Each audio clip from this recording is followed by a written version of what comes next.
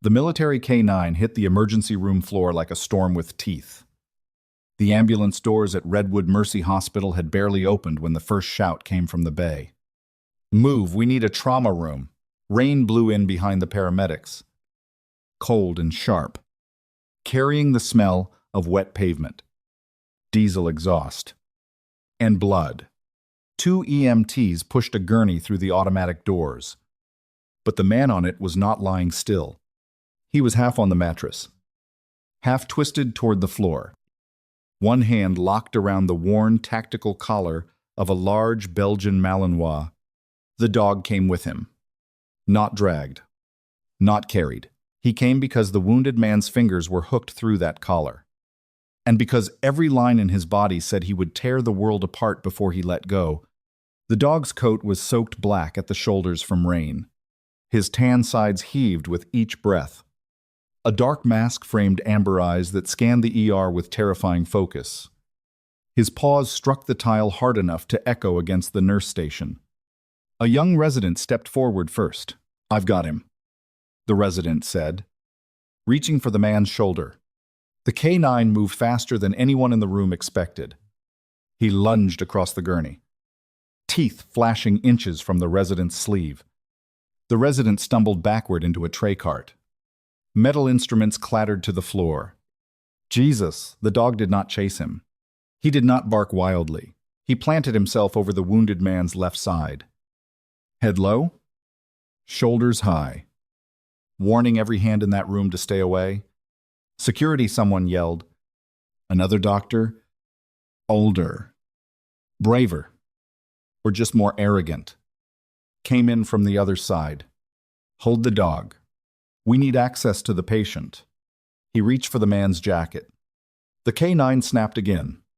This time, the sound silenced the entire ER.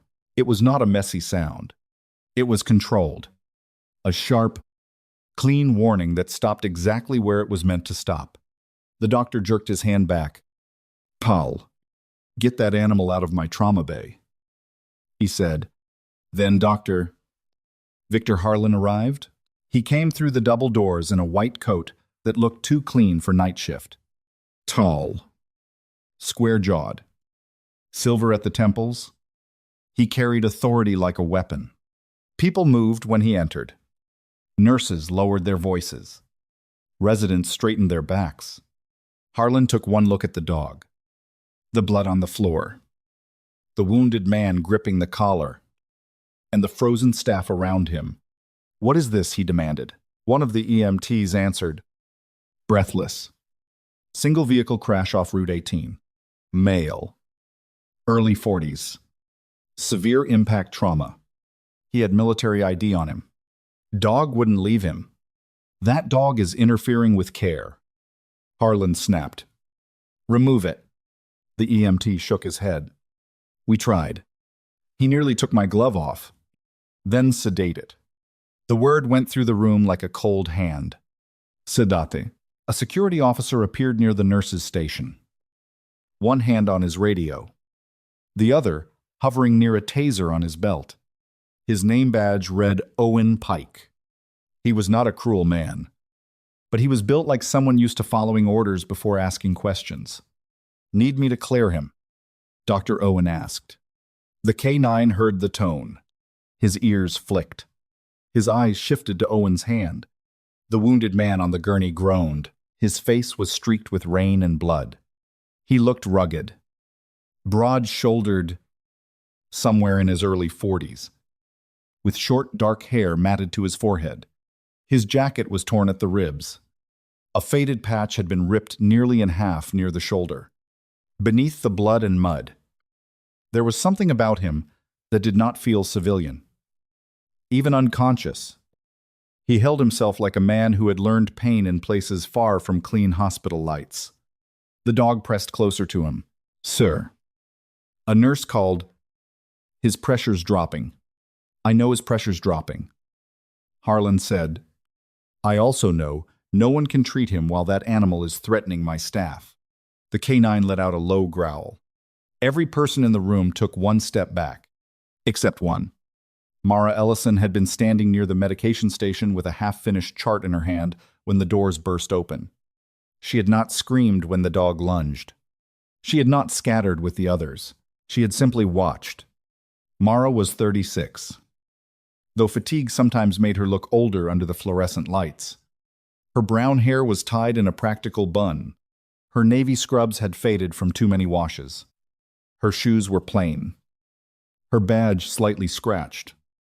Her face quiet enough that most patients forgot her name by morning even if they remembered her hands. She was not the nurse people noticed first.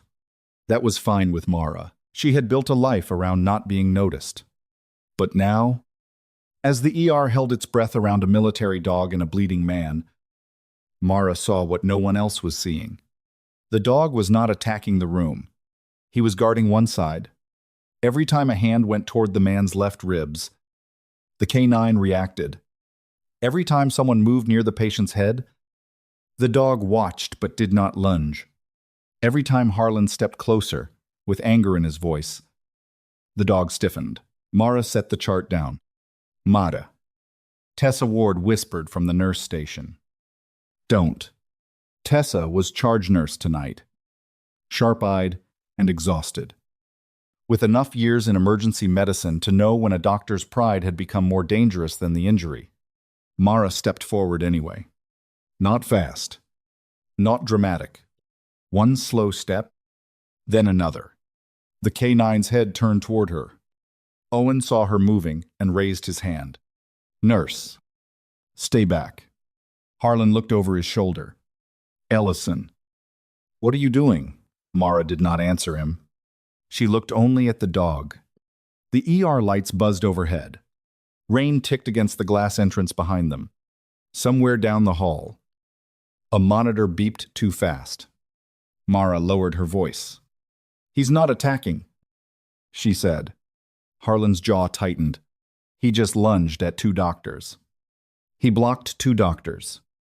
Mara said, There's a difference. The room went still again. But this silence was different. This was the silence that came when a quiet person said something no one expected. Harlan gave a short, humorless laugh. Thank you for the animal behavior lecture. Nurse Ellison. Now step away. Mara's eyes stayed on the canine. The dog's mouth was open slightly. Not foaming, not wild. His breathing was rapid. But his feet were planted in a defensive angle. His body covered the patient's left side like a shield. His collar was old military issue, scratched at the buckle. A small metal tag hung from it, worn nearly smooth. Mara saw 3 letters etched into the edge. Her. Ranger. Her chest tightened. Not because she knew the dog, because she knew the type. Working dog. Combat trained. Handler bonded. Mission focused. Terrified. Maybe. Injured. Maybe, but not lost. Not bad. His name is Ranger, she said softly. The canine's ears twitched. Harlan frowned. How would you know that? Mara nodded once toward the collar tag. No one else had looked closely enough. She took one more step. Ranger's head lowered, his eyes fixed on her. Owen shifted his weight. His hand moved closer to the taser. Mara saw it. So did Ranger. A growl rolled out of the dog's chest. Deeper this time. Enough. Harlan said, Owen, clear the animal. Owen took a hesitant step forward. Ranger's body coiled. Mara raised one hand.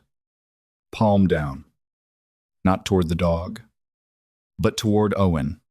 Don't. Harlan's voice cut through the room. You do not give orders in my ER. Mara finally looked at him. No anger. No fear. Just a kind of tired steadiness that made Tessa look at her twice.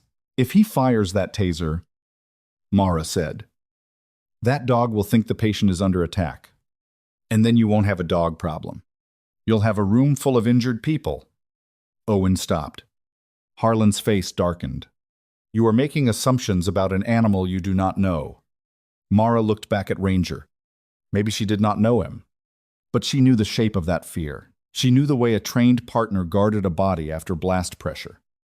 Gunfire, smoke, shouting, and the terrible confusion of friendly hands reaching too fast. She knew what it meant when loyalty looked like violence to people who had never seen it under fire. Mara crouched slowly. Tessa whispered, "Mara, please." The dog watched every inch of her movement. Mara did not reach for him. She did not smile. She did not make baby sounds or call him a good boy like he was a frightened pet. She spoke like he was still on duty. Low, clear, steady. "Ranger." The dog froze. His eyes sharpened. The wounded man made a faint sound on the gurney. His fingers tightened on the collar. Mara saw his lips move. No sound came out, but she could read the shape. Not a name.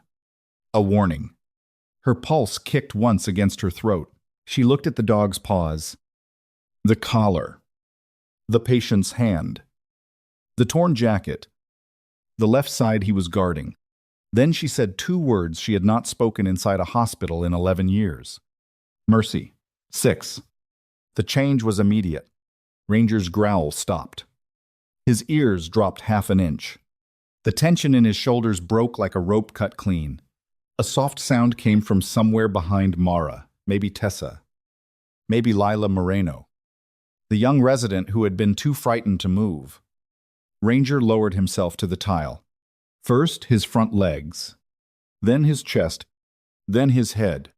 He placed his muzzle on the wet floor near Mara's shoes and went still. No one breathed. The security officer's hand fell away from the taser. The resident who had stumbled into the tray cart stared like he had just seen the laws of the world rearranged. Harlan stared too, but not with wonder. With irritation, because the dog had not obeyed him. The dog had obeyed her. Mara stood slowly. "Now," she said, still calm. "We can help him." The wounded man's eyes opened. Only a little. Gray. Unfocused. Fighting through pain, he looked past Harlan, past the residents, past the lights. He looked at Mara. His voice came out broken and raw. I know that voice. Mara's face did not change, but something inside her went very still. The man swallowed hard. His hand trembled against Ranger's collar. "Mercy," he whispered. Then his eyes rolled back. The monitor screamed. Pressure dropping. Lila called. Mara moved first. Not because Harlan told her to, because the body on the gurney needed hands that knew what they were doing. Trauma room 3. She said, "Keep Ranger on the patient's right side. Do not separate them unless I say..." Harlan snapped out of his shock. "Unless you say Mara was already moving with the gurney." "Yes," she said. The simplicity of it stunned the room more than if she had shouted. For 1 second, Harlan looked like he might explode. Then the monitor screamed again. And even he knew pride had to wait until the man survived. "Move," he barked. The team surged forward. This time, Ranger rose and moved with them. He did not lung. He did not snap. He stayed close to Caleb's right side, exactly where Mara had guided him with 2 fingers and a soft command. His eyes remained locked on her. Not because she owned him, not because she had conquered him, but because she had spoken to the part of him everyone else had mistaken for danger. They pushed through the double doors into Trauma Room 3. Mara took position near Caleb's shoulder, her hands steady, her voice low. "Sir, can you hear me?" No response. Lila moved to the other side. Still shaken, she glanced at Ranger, who stood with his body pressed to the wall. Trembling but controlled. "He's letting us work," Lila whispered. Mara did not look up. "Because nobody's fighting him anymore." Harlan came in behind them. "This is still my trauma room." Mara kept working. "Then help your patient." Tessa, standing at the door, nearly closed her eyes. No one talked to Victor Harlan like that. Not residents. Not nurses. Not people who wanted to keep their jobs. Harlan stepped close to Mara, lowering his voice so only she could hear. You got lucky in there. Mara adjusted the oxygen mask over Caleb's face. No, she said quietly. He got scared in there. Harlan's eyes narrowed. Do not mistake one trick with a dog for medical authority. Mara finally looked at him. It wasn't a trick. Before Harlan could answer, Caleb's hand moved. Weak. Searching. Ranger lifted his head. The dog took one step forward, then stopped, looking at Mara as if waiting for permission. Mara gave a small nod. Ranger came close enough for Caleb's fingers to brush his collar. The wounded man calmed by a fraction. The monitor steadied slightly. Lila saw it. So did Tessa. So did Harlan. Though his face hardened because seeing it did not fit the story he wanted. Mara leaned over Caleb. You're at Redwood Mercy, she said. You were in a crash. Ranger is here. At the sound of the dog's name, Caleb's eyelids flickered. Mara continued. You're safe for now. Caleb's lips moved again. This time, Mara heard him. Left side, he whispered. She looked down. His left hand twitched toward his jacket. Ranger gave a soft whine. Mara followed the dog's gaze. There was more blood there than the first team had noticed. The jacket was bunched oddly under the ribs, stiff around a seam that did not sit naturally. Ranger's body had been blocking that exact place from the moment he entered the ER. Mara reached toward it. Ranger stayed still. Harlan saw her hand moving and snapped. What are you doing? Checking what the dog has been guarding. You will check what I tell you to check. Mara paused. Slowly. She turned her head. The quiet nurse everyone ignored looked at the chief of emergency medicine with rainwater still on the floor behind her. A military dog watching her hands. And a wounded man breathing because she had not obeyed fast enough to make a mistake. Doctor, she said, with respect. That dog knew where the problem was before any of us did. The room went silent again. Harlan smiled, but there was no warmth in it. Be careful. Nurse Ellison. Mara looked back at Caleb. She was always careful. That was what people never understood. Quiet did not mean weak. Quiet did not mean uncertain. Sometimes, quiet was what remained after a person had heard too many screams and learned that panic only wasted breath. Mara touched the edge of Caleb's torn jacket. Ranger did not move, but his eyes never left her. And in the corner of the trauma room, Lila Moreno watched the impossible scene unfold, a dog that had nearly attacked every doctor in the ER, now allowing one overlooked nurse to reach the very place he had guarded with his body. Lila swallowed and whispered, mostly to herself. Who are you? Mara heard her. She did not answer, because the answer belonged to a desert road half a world away. It belonged to a call sign she had buried. It belonged to men who had not all come home, and it belonged to the dog standing beside her now. Trembling under the hospital lights as if he remembered more than anyone wanted him to, Mara slid 2 fingers under the torn seam. Ranger gave one low, urgent whine, not warning her away, warning her to look closer. Mara's hand stopped. Inside the lining of Caleb's jacket, beneath rain, blood, and torn fabric, she felt something hard. Not bone, not medical equipment, something hidden. Before she could pull it free, Harlan's voice cracked across the room. Step away from the patient. Nurse Ellison. Mara looked up. Harlan was staring at her hand, not at Caleb's monitor, not at the wound, at the jacket. And for the first time that night, Mara saw something in his expression that had nothing to do with patient safety. Fear. Not much. Just enough. Ranger saw it too. The dog stepped forward and placed himself between Harlan and the gurney. This time, he did not growl. He simply stood there, a soldier still on mission. And Mara, the nurse nobody noticed, realized the dog had not come into Redwood Mercy, only to save his handler. He had come to protect something someone in that hospital did not want found. Doctor, Victor Harlan did not raise his voice the second time. That made it worse. The first order had been loud enough for the room to hear. Sharp, public, designed to remind everyone who owned the trauma bay, but now his voice dropped low and cold. Step away from the patient.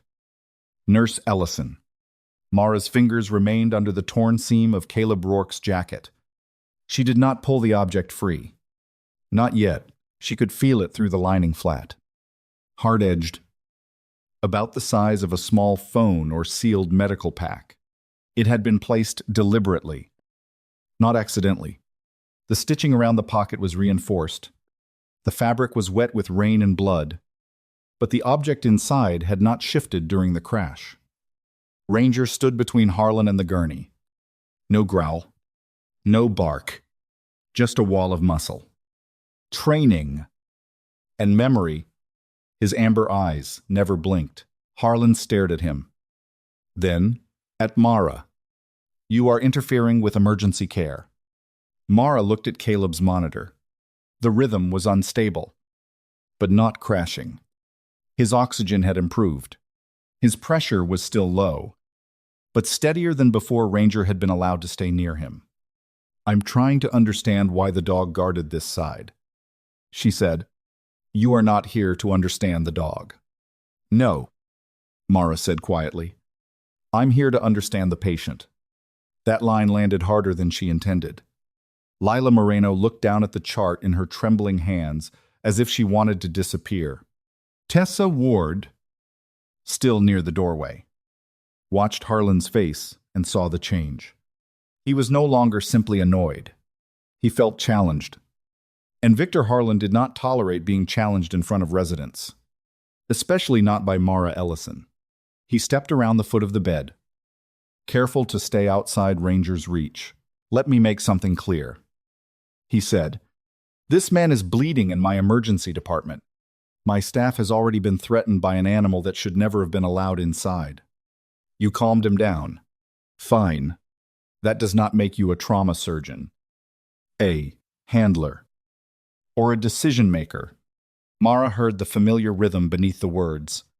Not good enough. Not important enough. Just useful enough to call when something needed cleaning up. She kept her voice level. Then make the decision that keeps him alive.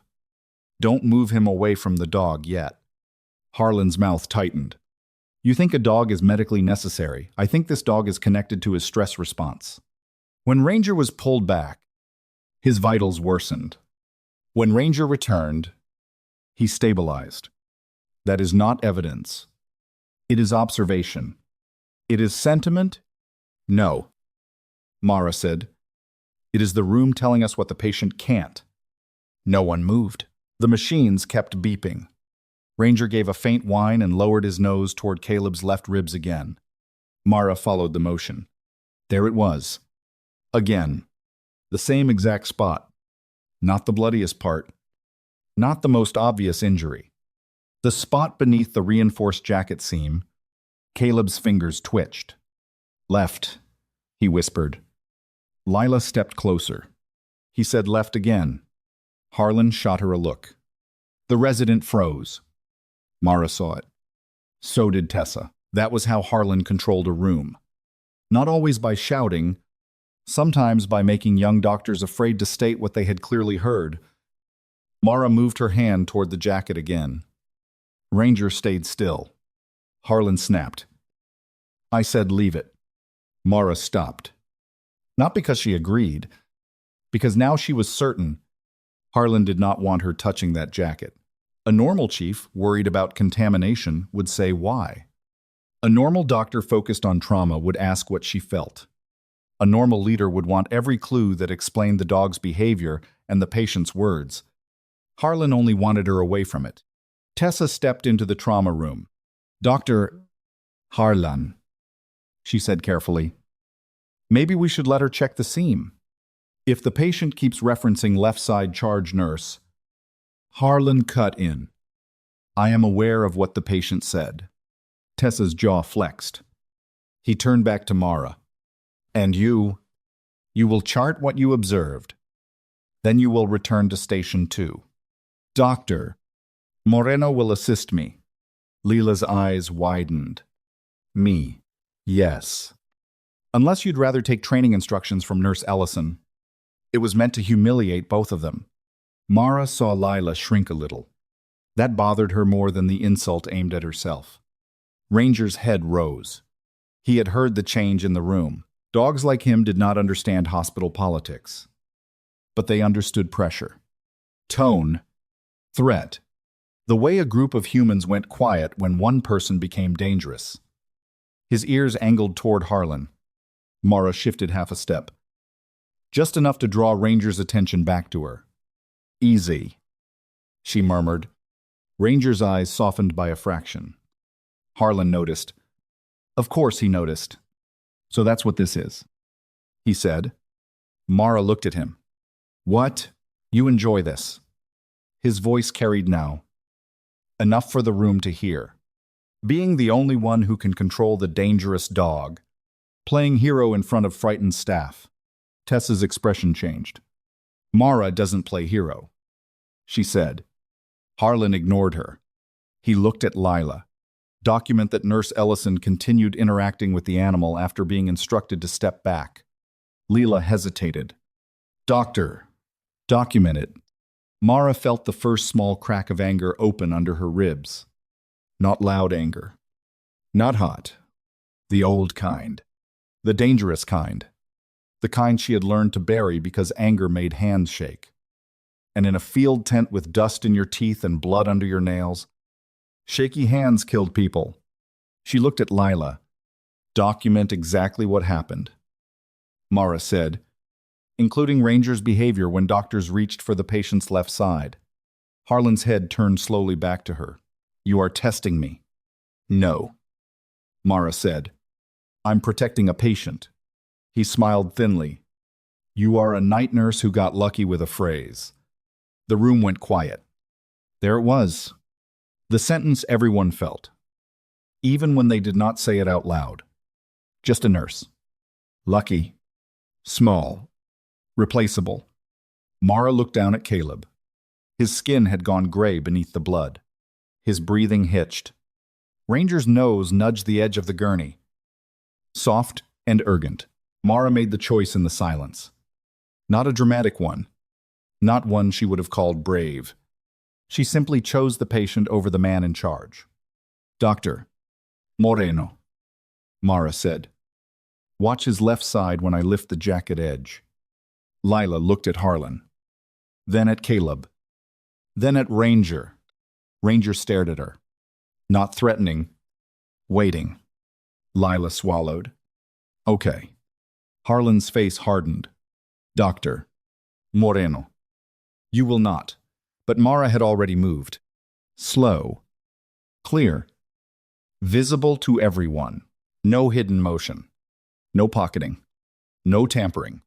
She lifted the torn jacket seam 2 inches. Ranger lowered his head beside her hand and gave one short breath through his nose. As if confirming. Inside the lining, half hidden under a fold of reinforced fabric, was a narrow black pouch, sealed with a strip of gray tape. Lila leaned in. What is that? Harlan moved too fast? Stop. Ranger stepped into his path. Not a lunge this time. A block. His body angled between Harlan and Mara. Paws wide. Head low.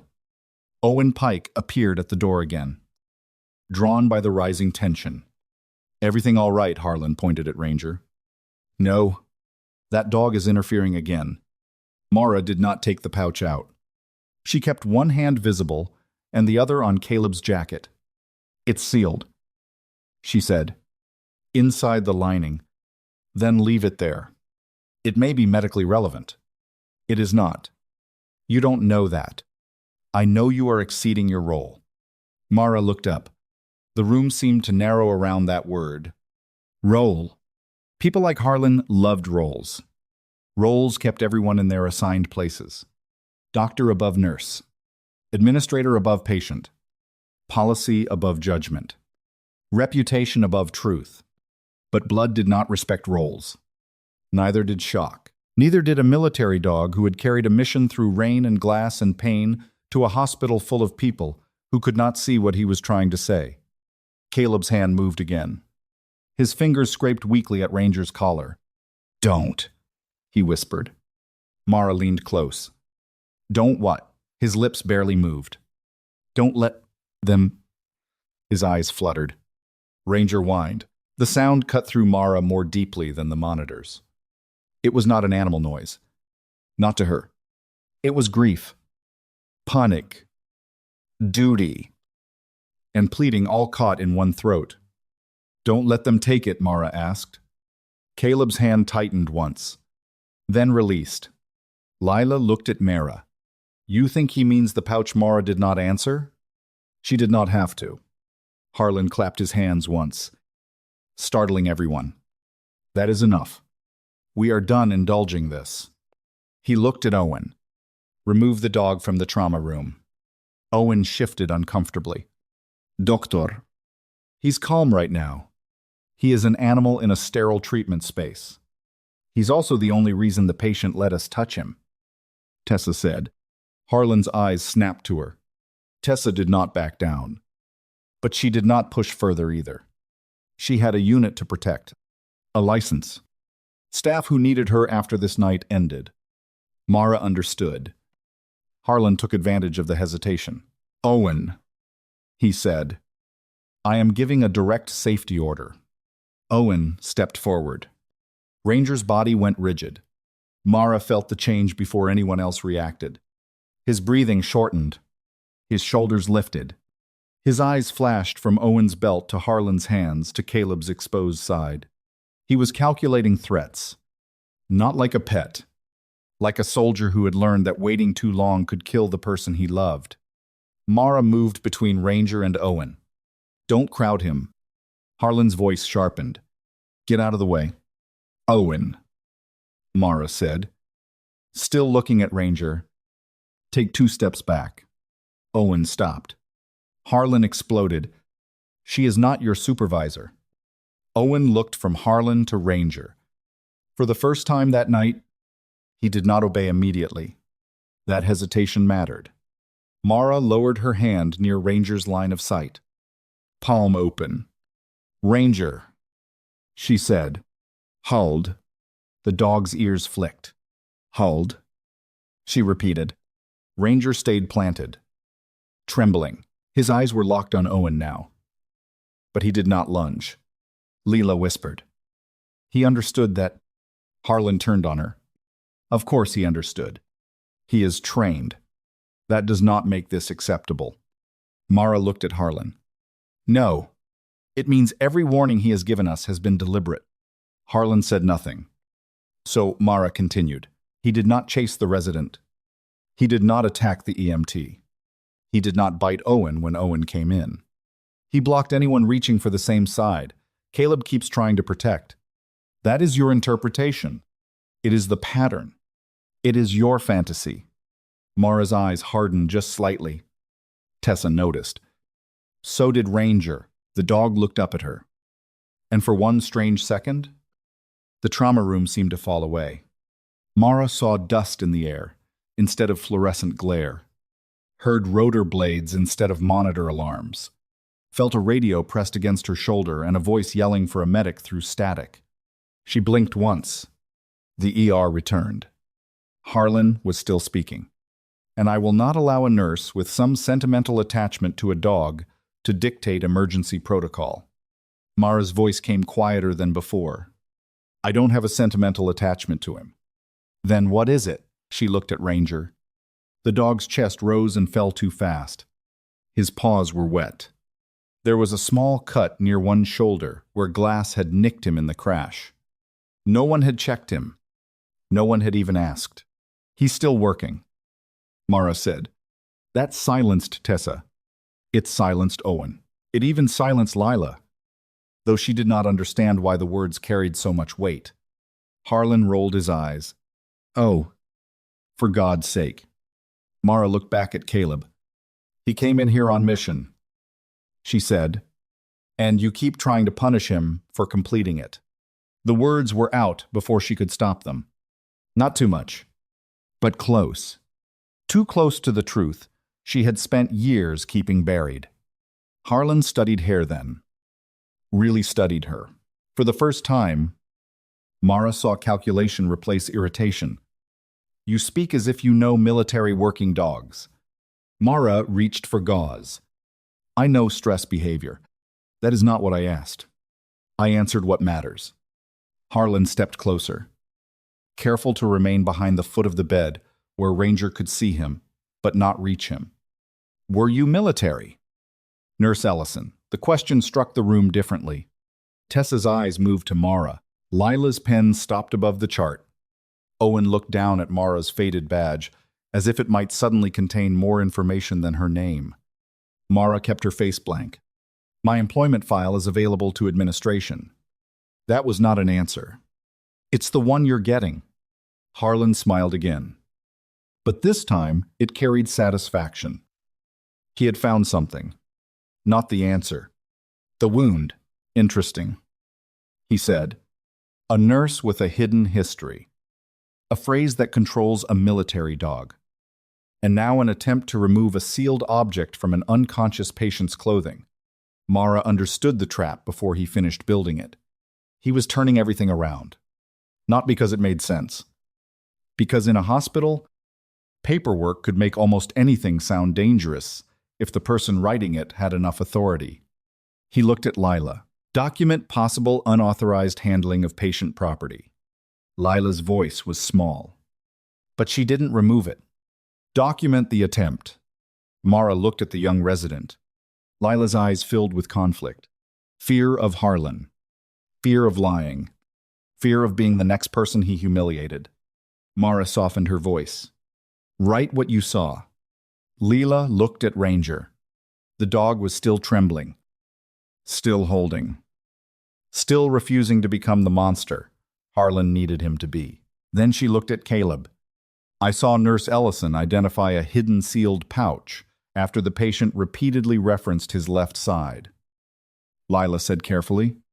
"The pouch remains in place." Harlan's jaw tightened. Tessa breathed out through her nose. Owen looked away to hide the smallest hint of approval. Mara returned her focus to Caleb. But the shift in the room was real now. Small. Fragile. Still dangerous. But real. For the first time since Ranger had crashed through the doors.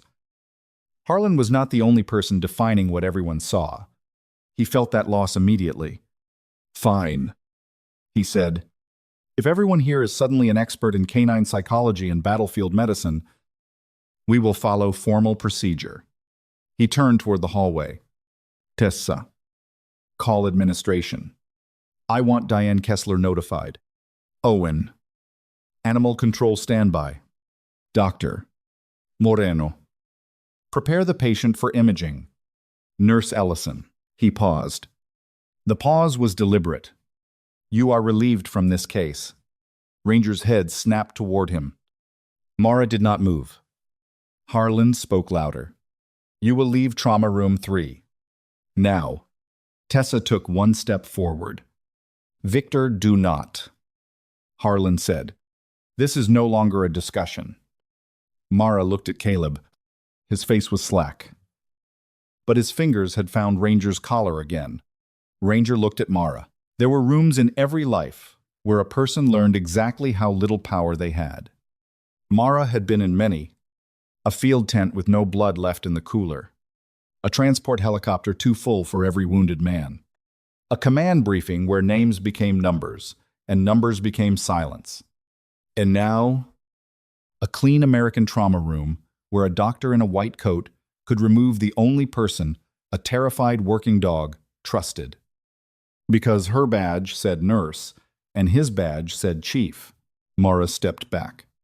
Ranger rose. The whole room tensed. Mara lowered her voice. "Stay." Ranger froze. "Stay with Caleb." The dog looked from Mara to Caleb. A tremor moved through his body. "Stay." Mara repeated. "Softer." Ranger lowered himself beside the gurney. but his eyes stayed on her. That obedience hurt more than defiance would have. Mara stripped off her gloves and dropped them into the bin. Then she turned and walked toward the door. As she passed Harlan, he leaned just close enough for only her to hear. "You had your little moment," he said. "Do not mistake it for authority." Mara stopped. For half a second, Tessa thought she might finally say whatever she had been swallowing for years. But Mara only looked at him. "I don't need authority to be right." Then she walked out. The hallway outside Trauma Room 3 felt too bright, too clean, too ordinary. Behind her, Ranger let out one low whine. Not loud, not aggressive. Just enough to make Mara's hand curl once at her side. She kept walking because, if she turned back too soon, Harlan would use it. At the nurse's station, a half-finished chart still waited where she had left it. A patient in bed 5 called for ice chips. Someone asked where the extra blankets were. The hospital kept moving because hospitals always kept moving. Even when something sacred was being broken 3 doors away. Mara picked up the chart. Her hand was steady. Tessa appeared beside her a minute later. "You okay, Mara?" Glanced toward Trauma Room 3. "No." Tessa leaned against the counter, keeping her voice low. "He's going after you." "I know. He'll say you escalated the dog." "I didn't." "I know that too." For a moment, neither of them spoke. Then Tessa asked the question softly. "Mara, how did you know that phrase?" Mara's eyes stayed on the chart. Mercy 6. 2 words. 2 syllables each. A name buried under 11 years of night shifts. Quiet apartments. And never telling anyone why helicopter sounds still made her count exits. "I heard it once," Mara said. Tessa did not believe her. Mara did not expect her to. Before Tessa could press, Lila came out of Trauma Room 3, pale and shaken. "Mara," she said. Harlan's voice carried behind her. Barking orders. Lila moved closer and lowered her voice. "He wants me to prep transfer to imaging without Ranger." Mara closed her eyes briefly. "That will spike Caleb again." "I know. Did you tell him yes?" And Lila swallowed. "He said if I wanted to practice veterinary medicine." "I picked the wrong residency." Tessa muttered something under her breath. Mara looked toward the trauma room doors. Through the narrow glass window, she could see Ranger's shape beside the gurney. Still low. Still obedient. Still watching the door she had walked through. Lila's voice trembled. "There's something else." Mara turned back. When Harlan thought no one was looking, he checked the jacket. Mara's body went still. Lila nodded quickly. He didn't open it. Ranger wouldn't let him close enough. But he looked at the seam like he knew exactly where it was. Tessa's face changed. "That's not normal." "No," Mara said. A shout came from Trauma Room 3. Then a crash. Not metal this time. Something heavier. Mara was already moving before anyone called her name. She reached the doorway and looked through the glass. Owen had taken 2 steps into the room with a restraint loop in his hand. Harlan stood behind him, pointing toward Ranger. Caleb's monitor was climbing. Ranger was on his feet. Not attacking. Blocking. His body shook with the effort of holding back. Harlan shouted, "Remove him now." Ranger's eyes locked through the glass. On Mara. The whole ER seemed to narrow to the space between them. Then Caleb's hand slipped from the collar. His heart monitor screamed. Lila gasped behind Mara. Tessa said, "Mara." Harlan shouted again from inside the room. But Mara was no longer listening to him.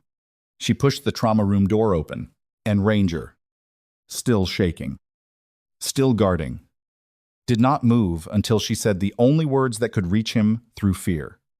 Mercy 6. Hold. The dog dropped instantly. Owen froze with the restraint loop in his hand. Harlan turned on Mara with fury in his eyes. But Mara was already looking at Caleb's monitor. And this time, she knew. If they separated that dog from his handler, Caleb Rourke might not survive long enough for the truth in his jacket to matter. The trauma room door swung open so hard it hit the wall. Mara crossed the threshold without waiting for permission. Ranger was on the floor beside Caleb's gurney, exactly where her command had put him. His chest pumped fast. His paws slid slightly on the tile. Every line of his body begged to rise, to block, to fight, to do what he had been trained to do. But he held, because Mara had told him to. Mercy 6. Hold. Those words had cut through fear like a rope thrown into dark water. Owen Pike stood 6 feet away, restraint loop still in his hand. He looked ashamed now, though he had not yet lowered it. He was a security man, caught between an order and the evidence of his own eyes. Doctor. Harlan stood behind him, face flushed with anger.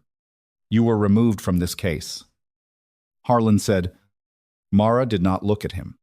She looked at Caleb's monitor. His heart rate had spiked. His oxygen had dipped. His body had responded to Ranger's threatened removal exactly the way Mara had warned it would. His numbers are worse, Lila said. Voice tight. Harlan snapped. Because no one is following orders. Mara moved to Caleb's side. Because you're threatening the one anchor he recognizes. That is not a medical term. It is a human one. Harlan took a step toward her. But Ranger's head lifted. Not a growl. Just a look. That was enough to stop him. Mara placed 2 fingers lightly against Caleb's wrist, then leaned close to his ear. Caleb, Ranger is here. Don't chase the noise.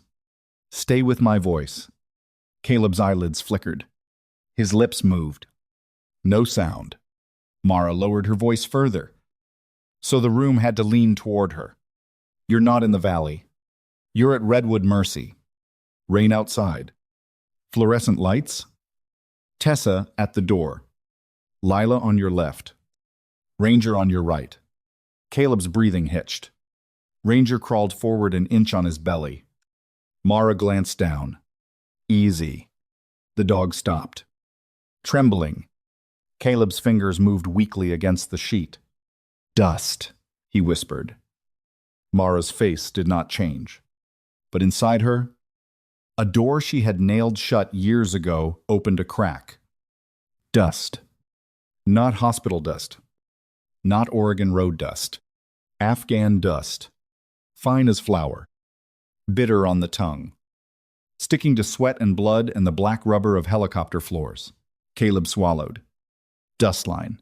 Harlan threw up his hands. This is delirium. Mara kept her eyes on Caleb. No. It's memory. Exactly. Delirium. No. She said, he's orienting around a trauma marker. Harlan laughed once. You are inventing language now. Lila, who had been watching the monitor, spoke before she could lose courage. His heart rate dropped when she oriented him. Harlan turned slowly. Lila's throat bobbed. But she did not take it back. It did. She said. Tessa stepped in behind her. I saw it too. The room shifted again. Not a rebellion. Not yet. But a crack in the wall. Mara leaned close to Caleb again. Caleb. Listen to me. Did you come from a meeting? His brow tightened. Don't, he rasped. Don't let them take it. His fingers curled. Ranger whined once. Harlan's voice sharpened. You will stop questioning my patient. Mara ignored him. Who were you bringing it to? Caleb's eyes opened a slit. For 1 second. He was not in the trauma room. He was somewhere else. Seeing someone else. His mouth shaped the words slowly. Grant? Mara heard it. So did Lila. Tessa repeated softly. Grant Harlan moved closer. Too close. Ranger's lips lifted. Mara lifted her hand. Hold. Ranger held. Harlan looked from the dog to Mara and back again. His expression had gone from anger to calculation. Enough, he said. He is unstable. Possibly concussed. And you are leading him with questions. Mara straightened. He said a name. He said a syllable. He said Grant. And you have no idea what that means. Mara looked down at the jacket lining. Ranger followed her gaze. Harlan saw that too. He pointed at Owen. Stand by. Owen finally lowered the restraint loop. Not all the way, but enough that Ranger's body loosened by a fraction. Doctor, Owen said carefully. The dog is calm when she's talking. Harlan's face hardened. Officer Pike, your job is safety, not commentary. Owen's ears reddened. Mara saw him swallow whatever he wanted to say. She did not blame him. Men like Harlan built rooms where obedience looked safer than truth. But Ranger was still shaking. Caleb was still bleeding, and somewhere inside that jacket was something important enough that a wounded SEAL handler had driven through rain and glass, with his K9 guarding it. Harlan clapped once. Not loud, but sharp enough to make Ranger flinch. Mara's eyes snapped to him. Don't do that. Harlan smiled. There was cruelty in it now. Small. Polished. Deniable. Interesting, he said. The animal startles easily. He's overloaded. He is dangerous. He is restrained. He attacked 2 doctors. He blocked 2 doctors reaching for the side he was trained to protect. You keep saying trained. Harlan stepped closer to the foot of the bed. Trained by whom? Nurse Ellison. Mara said nothing. The silence irritated him more than any answer would have. He turned to the room. Does anyone here know Nurse Ellison to be a certified military working dog handler? No one spoke. Combat veterinarian, no one. Trauma surgeon, silence. Harlan nodded, as if the case had been settled. Then we will stop allowing an unqualified staff nurse to run this room. Tessa's voice came hard. She stabilized the room. She created a spectacle. She kept Owen from getting hurt. She interfered. She saw what the dog was doing before any of us did. Harlan turned on Tessa with a look that usually ended conversations. But Tessa had been a nurse too long to scare easily in front of a patient. She did. Tessa repeated. For 1 second, Mara thought Harlan might order Tessa out too. Instead, he chose a different weapon. Polizzi. He straightened his coat, smoothed the front with one hand, and let his voice become official. This hospital has a clear rule regarding animals in active treatment areas. Service animals may be accommodated under appropriate circumstances. Aggressive animals may not. This dog has already displayed attack behavior. Our obligation is to staff safety and patient care. Then follow the service animal emergency exception, Mara said. Harlan's eyes cut to her. That exception does not apply to animals actively threatening clinicians. He is not threatening clinicians when clinicians stop threatening his handler. That is not how policy is written. No, Mara said. That is how life works. Tessa's mouth tightened. Almost a smile. But the moment was too dangerous for it. Harlan pulled out his phone. Diane, he said after 2 rings. I need you in trauma 3. Now, we have an uncontrolled animal, an insubordinate nurse, and a potential liability event involving a veteran patient. Mara heard the word. Liability. Not man. Not patient. Not Caleb. Liability. Ranger heard only the tone. He lifted his head and looked at Mara. She dropped her voice. You're doing good. Ranger. The dog's ears softened. Harlan watched that too. Everything Mara did became evidence against her in his eyes. Every calm word. Every correct observation. Every time Ranger trusted her instead of him. He ended the call. Administration is on the way. Good. Mara said. That surprised him. Good, yes. More witnesses. The air changed. Harlan's stare sharpened. For the first time all night, Mara let him see that she understood what he was doing. Not all of it. Not yet. But enough. He did not want witnesses around the pouch. He wanted control before anyone asked why a doctor was more interested in a jacket seam than a dropping blood pressure. Caleb's lips moved again. Ranger stood suddenly. Not aggressive. Alert. Mara bent closer. Caleb's eyes were barely open, but they fixed on her with effort that looked painful. Mercy. I'm here, Mara said, his brow furrowed. You came back. The words landed like a hand against her chest. Mara could not answer. Because he did not mean the hallway. He did not mean Trauma Room 3. He meant somewhere full of smoke and screaming metal.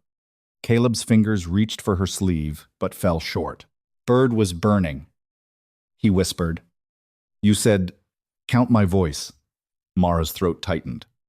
The room seemed to vanish. For one heartbeat, she saw him younger. Not gray at the temples. Not broken on a gurney. Face streaked with dust. One arm wrapped around Ranger's younger body. Blood on his vest.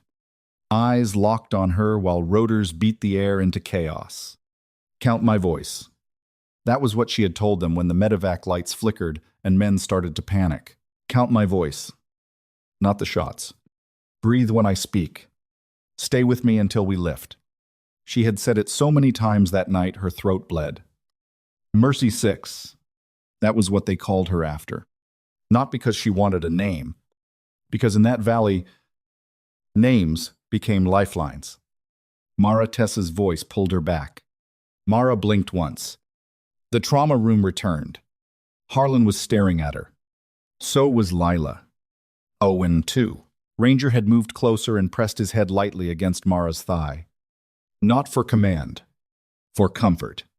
The dog remembered something. Or maybe he only recognized what Caleb recognized. A voice that had once meant survival. Mara placed one hand on Ranger's head for half a second. Just half. Then she withdrew it. Caleb, she said, voice steady again. You're in Oregon. You're safe enough for the next minute. Ranger is here. I need you to save your strength. Caleb's eyes closed.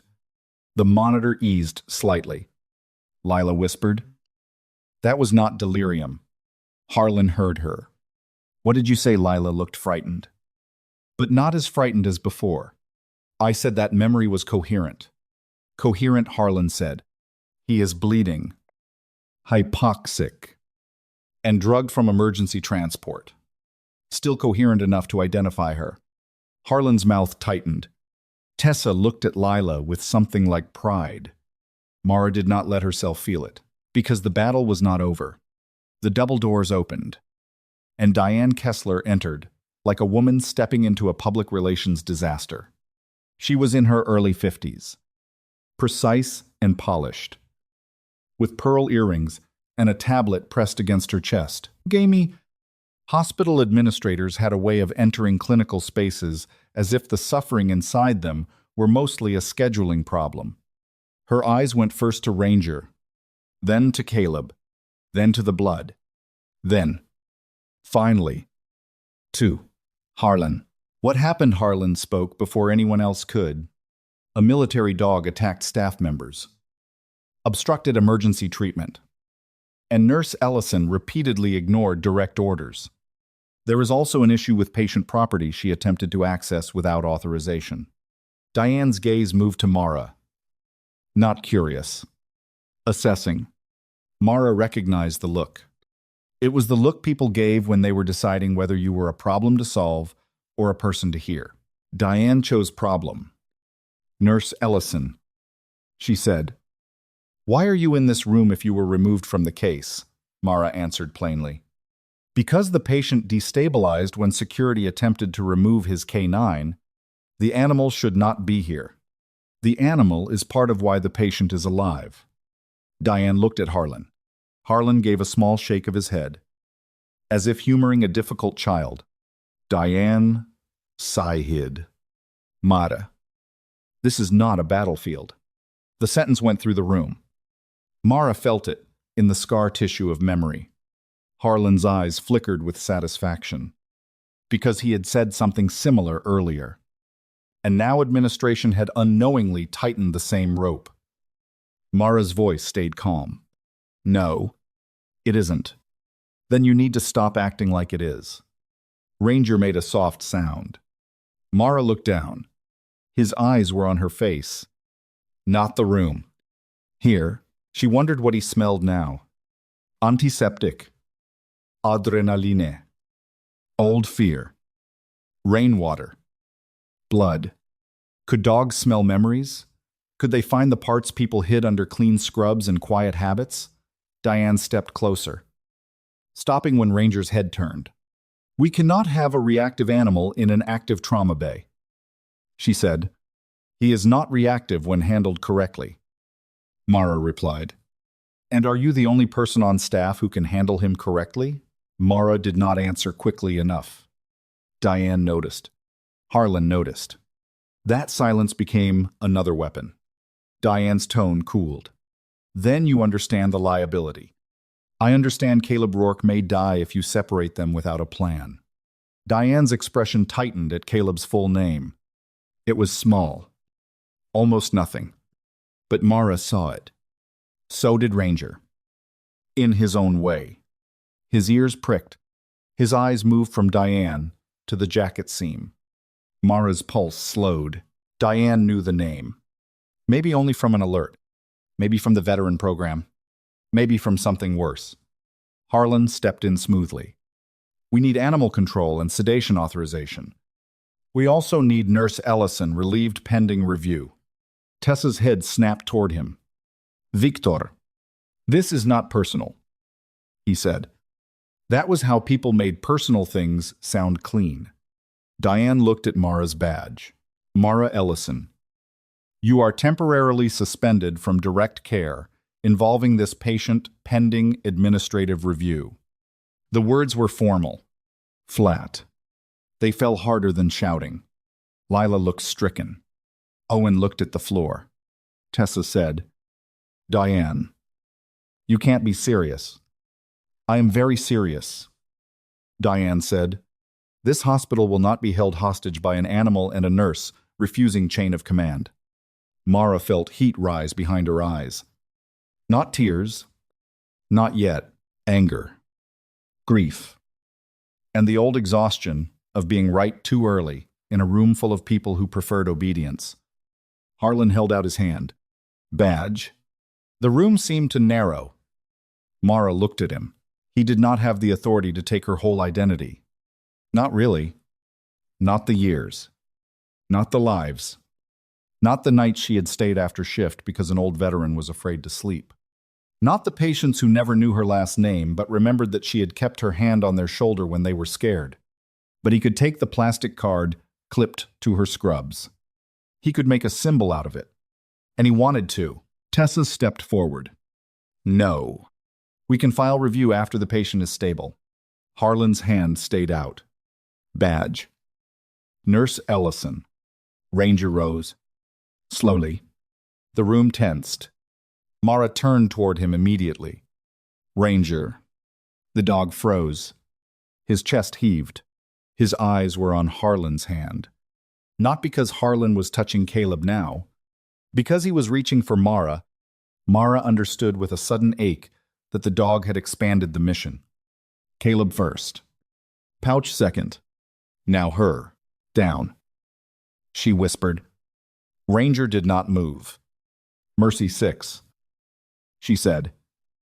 Barely audible. Down. The dog lowered himself again, but his eyes remained fixed on Harlan. Mara unclipped her badge. The small plastic card felt heavier than it had that morning. She placed it in Harlan's hand. He did not simply take it. He let it hang there between them for 1 extra second, making sure everyone saw. Then he released it. The badge hit the tile.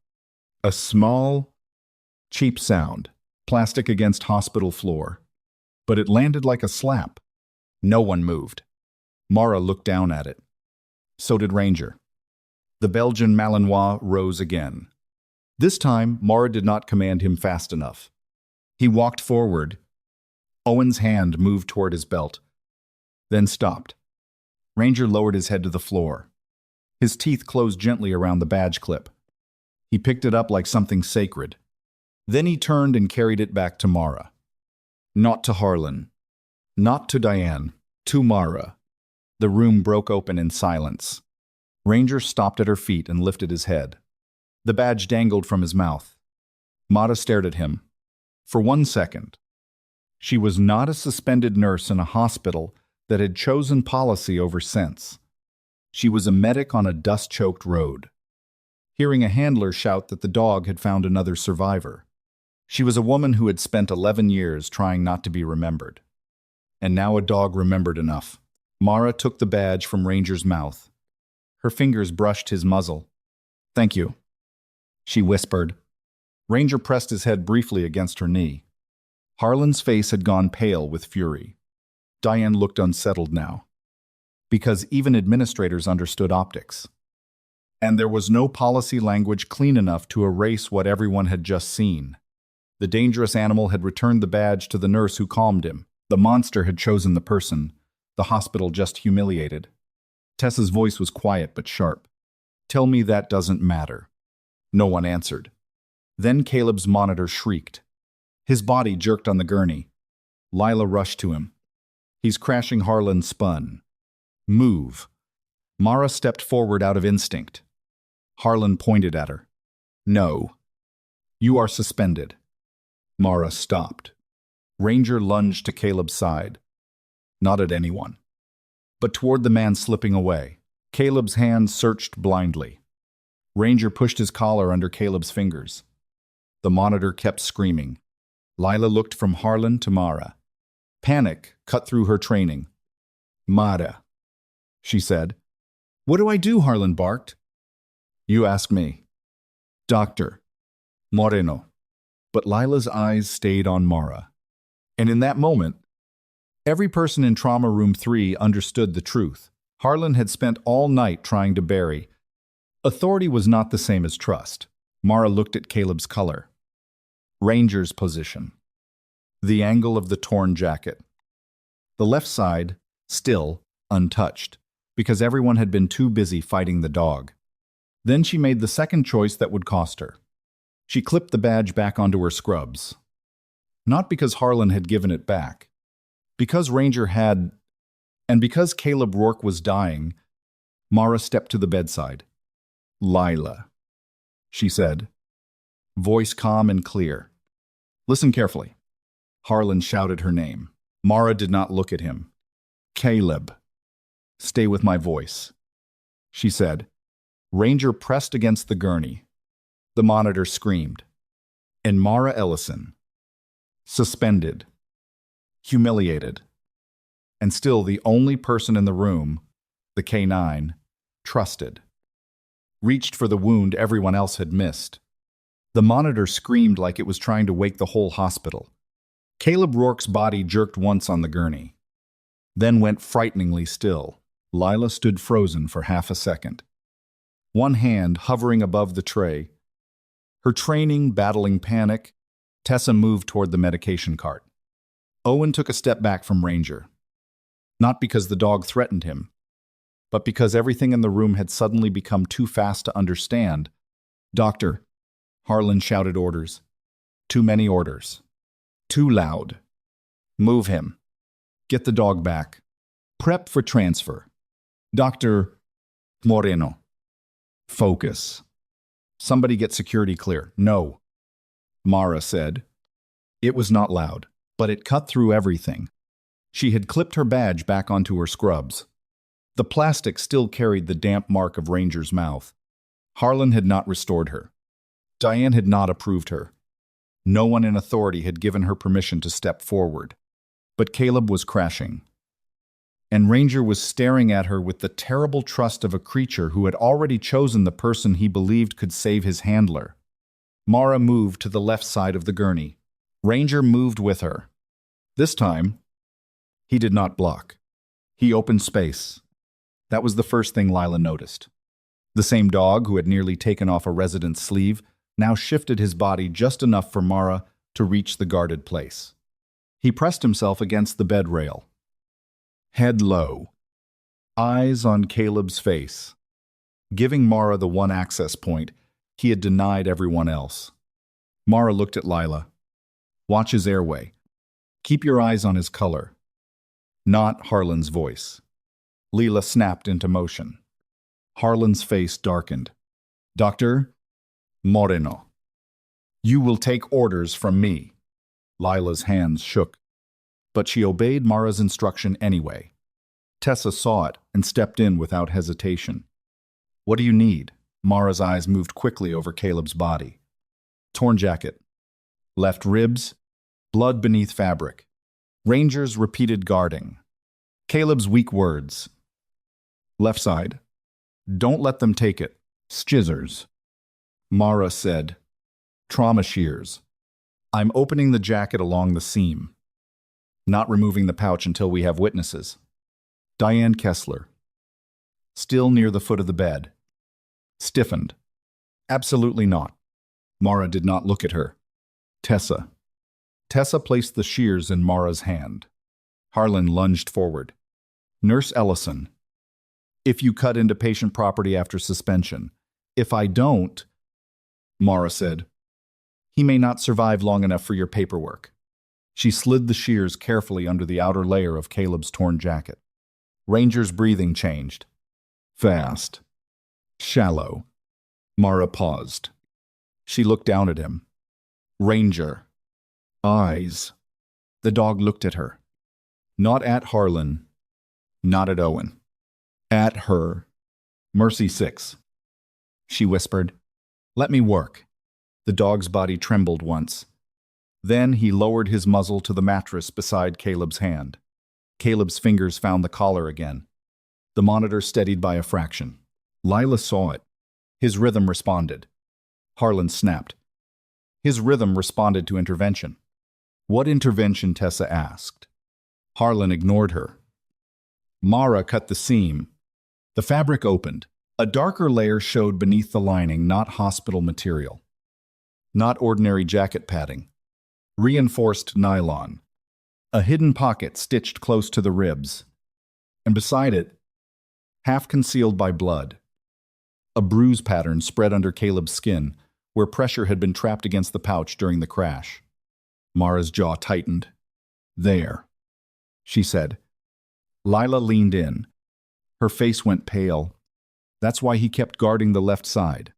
Mara nodded. The pouch was pressing into the injury, and he knew nobody should pull it blind.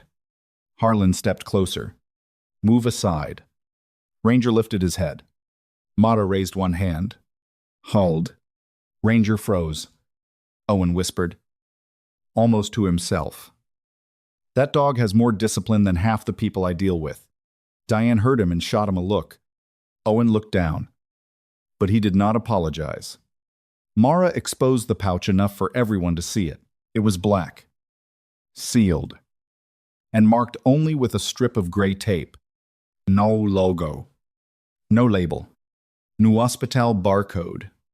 A small metal clasp fastened it to an inner loop sewn into the jacket. Caleb had not hidden it casually. He had secured it like it mattered. Mara kept both hands visible. Tessa, I need you as witness. Lila. You too. Owen. Stay where you can see my hands. Owen nodded. Harlan's voice became icy. You are creating an unauthorized chain of custody. Mara looked up. No. I'm creating a witnessed one. The words hit him exactly where she intended. His nostrils flared. Diane stepped in. That item belongs with hospital security. No. Mara said. It stays with the patient until we identify the emergency contact Caleb named. Grant Lila said. Mara nodded once. Diane's face flickered. Only for a second. But enough. Mara saw it. So did Tessa. Do you know that name? Tessa asked. Diane recovered quickly. I know many names connected to veteran intake and donor programs. That is not relevant. It became relevant when you reacted. Tessa said. Harlan turned sharply. Charge Nurse Ward. Choose your next words carefully. Tessa looked at Mara's badge, then at Ranger, then at Caleb. I am, she said. Mara reached for the pouch clasp. Ranger whined.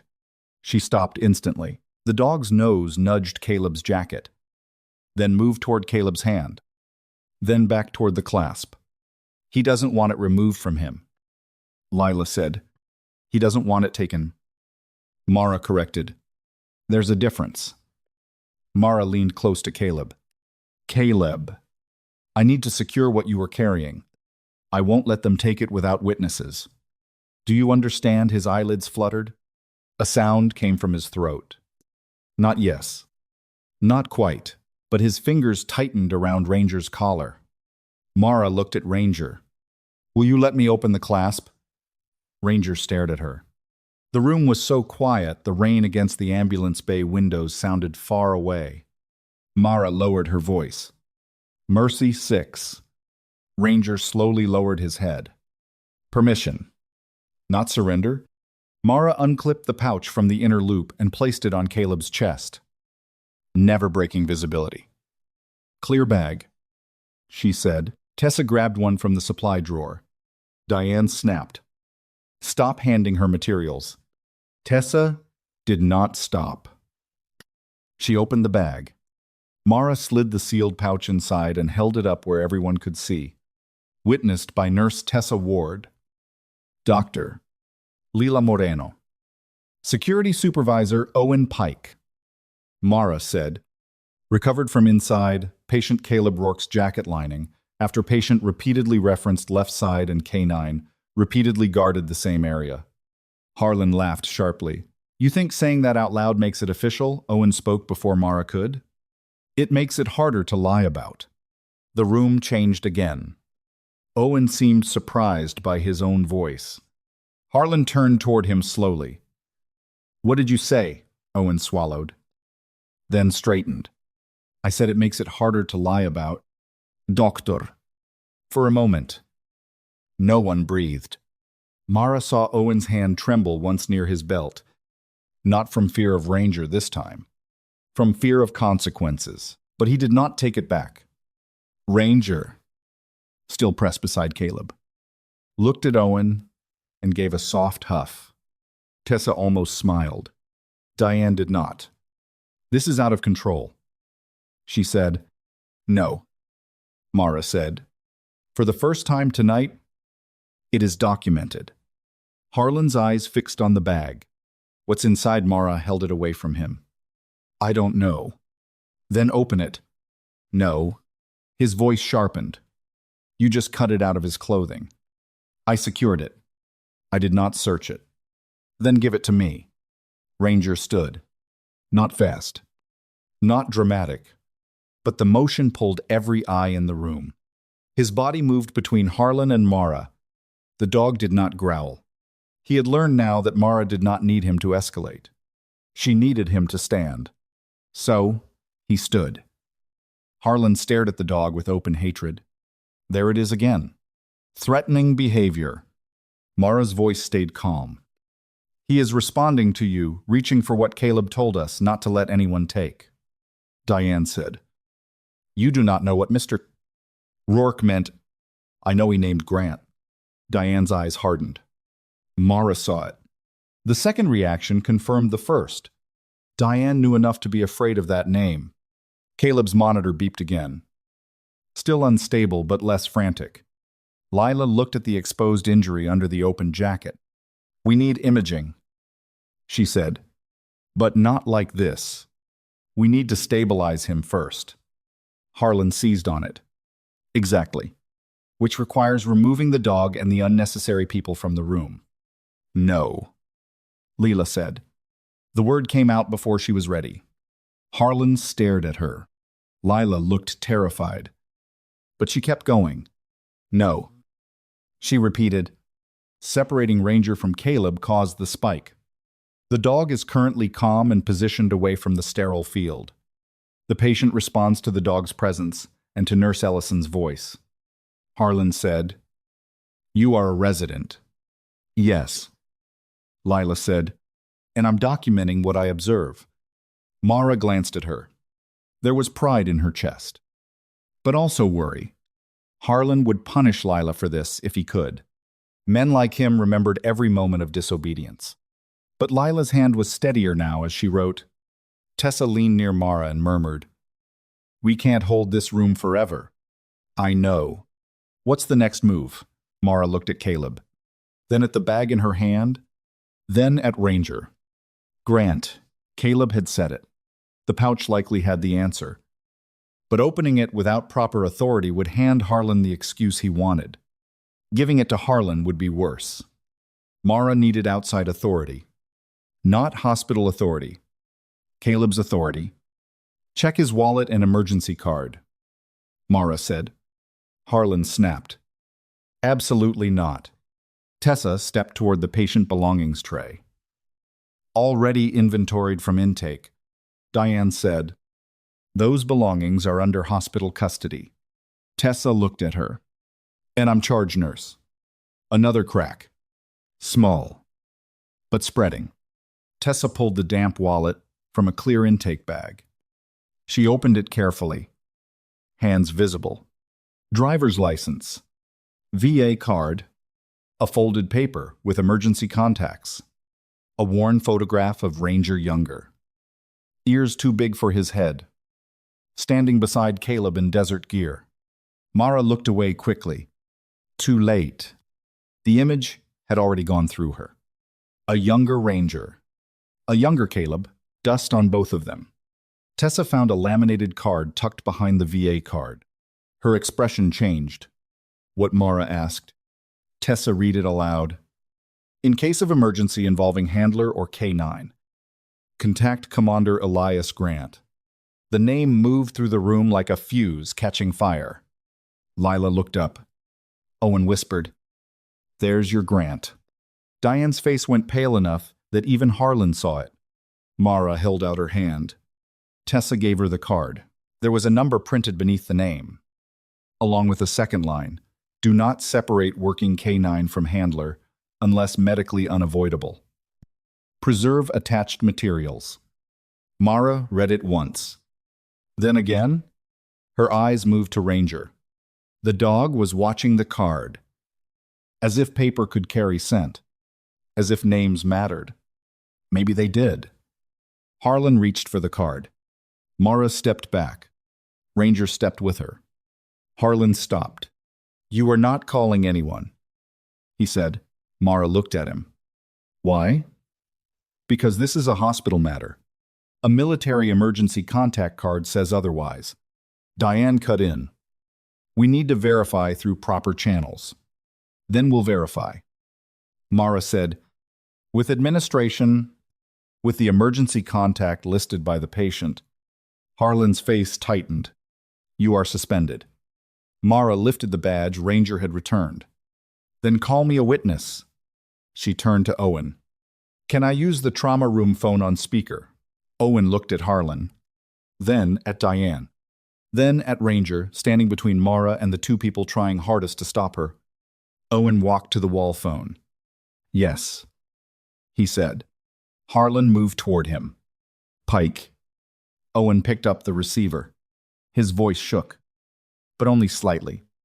"Hospital security can place a witnessed emergency call." Tessa stepped beside him. "I'll witness." Lila lifted her pen. "I'll document."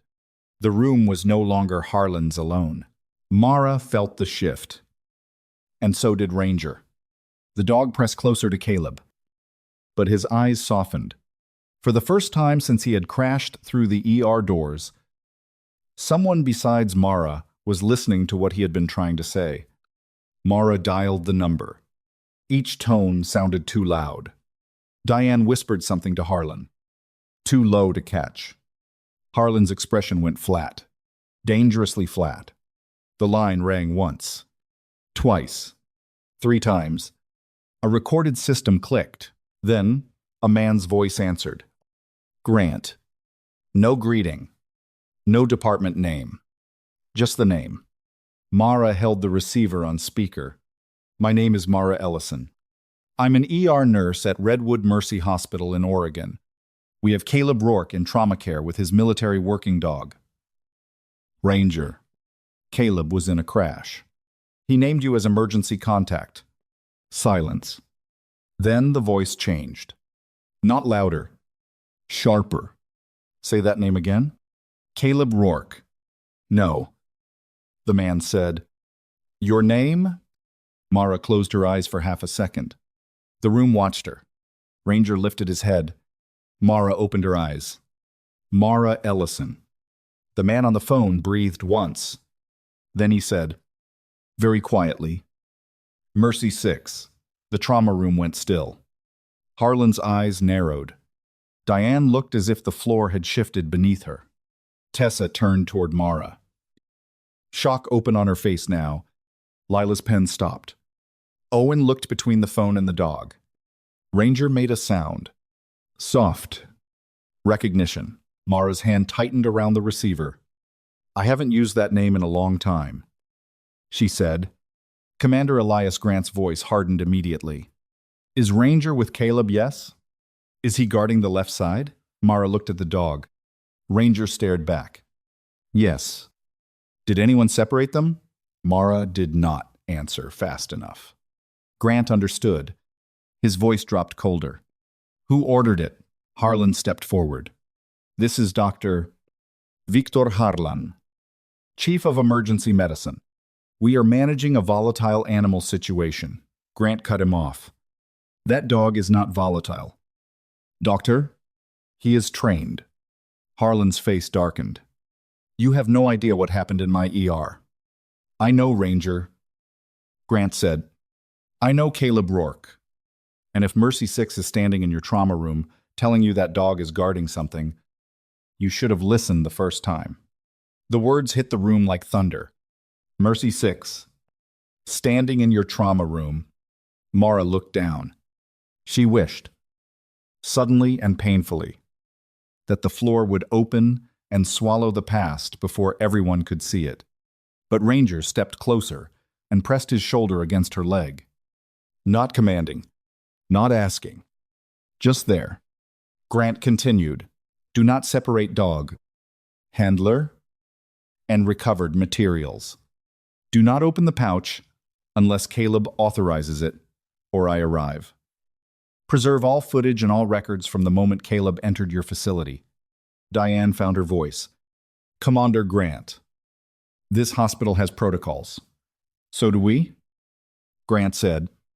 And yours may already have endangered a protected witness. Protected witness. The phrase changed everything. Lila's eyes widened. Owen whispered. Witness. Harlan went still. Too still. Mara saw it. Grant's voice came again. Controlled but urgent.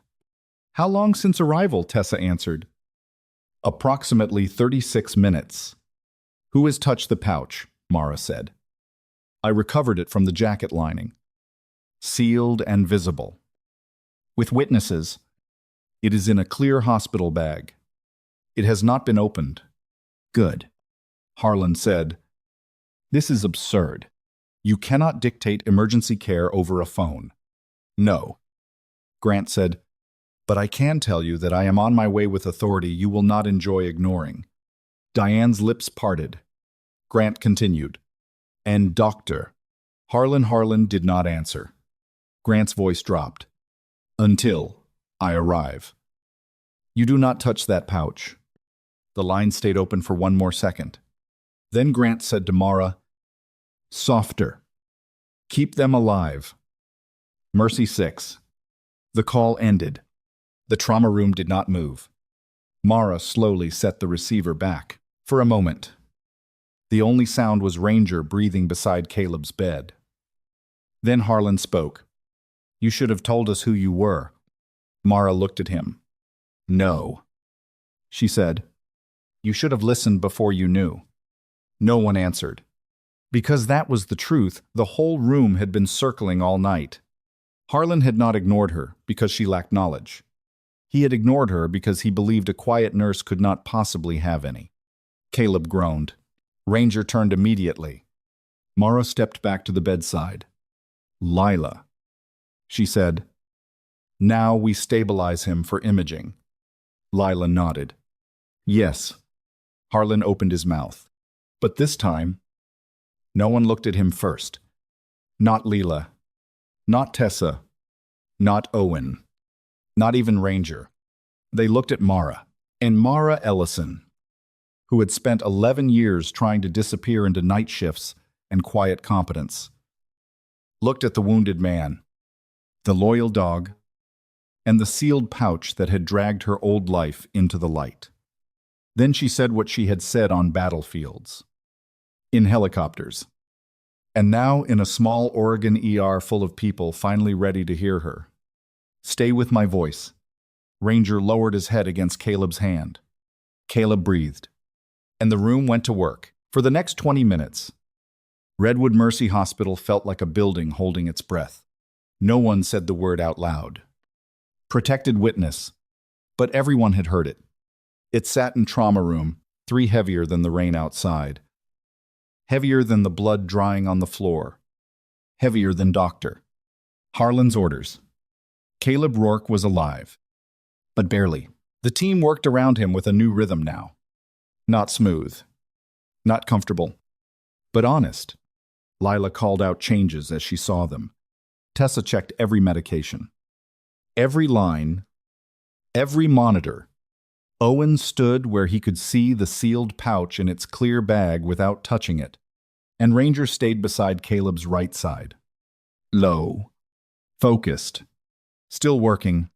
Every time someone moved too quickly near the gurney, Mara gave one quiet correction. Easy. Hold. Stay with him. Ranger obeyed each time, but not like a pet showing tricks. He obeyed like a soldier receiving orders from the only voice in the room that understood what mission he had carried through the storm. Mara did not look at Harlan unless she had to. She could feel him watching her. Not the way he had watched before. Earlier, he had looked at her like a problem nurse. A challenge to hierarchy. A woman who needed to be put back in her place. Now he looked at her like a locked door he had failed to notice until it was too late. Mercy 6. The name had changed the room. Tessa did not ask again what it meant. Not while Caleb was unstable. Not while Ranger was trembling. But every now and then, Mara caught her friend looking at her with a question that had waited years to be asked. Leela knew better than to stare. But she still did it once. When Mara adjusted Caleb's blanket and whispered, "Stay with my voice." Owen had stopped calling Ranger the animal. He called him the dog once, then seemed dissatisfied with it. After that, he called him by name. "Ranger's clear on this side," he said when Lila needed to move equipment. Ranger glanced at him. Owen gave a small nod, as if speaking to a coworker. That almost undid Mara more than Harlan's cruelty had. Respect was dangerous when a person had trained herself not to need it. At the foot of the bed, Diane Kessler kept her tablet clutched against her ribs. Her polished calm had cracked around the edges. Twice, she stepped into the hallway to make short calls. Twice. She returned looking more controlled and less comfortable. Harlan stayed in the room. Mara understood why. He could not leave the pouch alone. It sat on the side tray, inside the clear hospital evidence bag. Sealed. Witnessed. And visible. A small black thing that looked harmless unless you had watched how many powerful people panicked when it appeared. Harlan's eyes returned to it again and again. Finally, he spoke. "We cannot continue this circus indefinitely." No one answered. He looked at Lila. Status. Lila checked the monitor. Still unstable, but better than before. "He needs imaging once we can move safely. Then we move him now," Mara said. "Not without Ranger."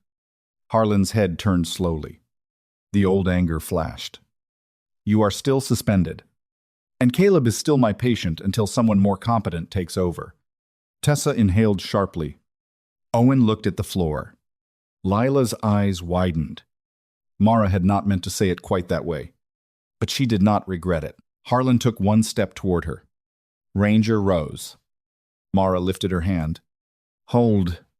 Ranger stopped. But he stayed standing. That mattered. He was no longer only guarding Caleb. He was guarding the shape of truth in the room. Harlan saw it and smiled coldly. See, still threatening. Before Mara could answer, a sound rolled through the hallway. Boots? Not the soft rubber steps of nurses. Not the polished shoes of administrators. Heavy. Controlled. Purposeful. The double doors opened. Commander Elias Grant entered without raising his voice. And still the room changed around him. He was in his late 40s. Broad-shouldered, with close-cropped dark hair going gray at the sides.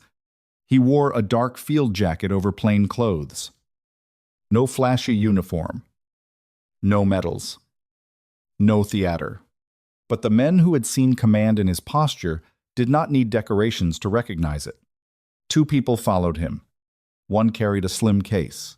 The other held a folder and a phone already recording timestamps. Grant's eyes went first to Caleb, then to Ranger, then to Mara.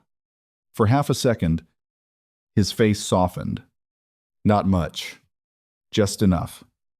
Mercy 6, he said. Mara's throat tightened. Commander. Ranger gave one low sound and took a step toward him. Grant did not reach for the dog. He stopped where he was and lowered his hand near his thigh. Palm. Relaxed. Letting Ranger decide. Ranger, he said quietly. Still on him, Ranger looked from Grant to Caleb, then back to Mara. Mara nodded once. Hold. Ranger stayed with Caleb. Grant's eyes flicked to her. A small approval. Then he turned to Harlan, who ordered the dog, removed Harlan, straightened. I did. This is a hospital. My responsibility is safety. Who ordered sedation? Harlan's face tightened. It was considered. That is not what I asked. Diane stepped in smoothly. Commander Grant, we appreciate your concern, but Redwood Mercy has acted under standard hospital policy in a volatile emergency. Grant looked at her. Ms. Kessler. Diane froze. You know me, she asked. I know your name. I know your hospital's veteran transition program. I know the contractor attached to it. And I know Caleb Rourke was on his way to meet me with materials related to that contractor. The room went silent. Harlan's jaw flexed. Tessa looked at Diane. Lila's pen hovered above her notes. Owen's eyes moved to the pouch. Grant followed his gaze. Is that it? Mara picked up the clear bag. Keeping it visible, recovered from inside Caleb's jacket lining, Ranger guarded the location from arrival. Pouch has not been opened. Grant stepped closer. Ranger rose. Not toward Mara. Toward the pouch? His body moved between Grant and the bag. Owen shifted nervously. But Grant did not look offended. He looked almost relieved. There he is, Grant said softly. Good boy. Harlan seized the moment. You see, he is guarding evidence from you too. The dog is unpredictable. Grant did not even glance at him. No.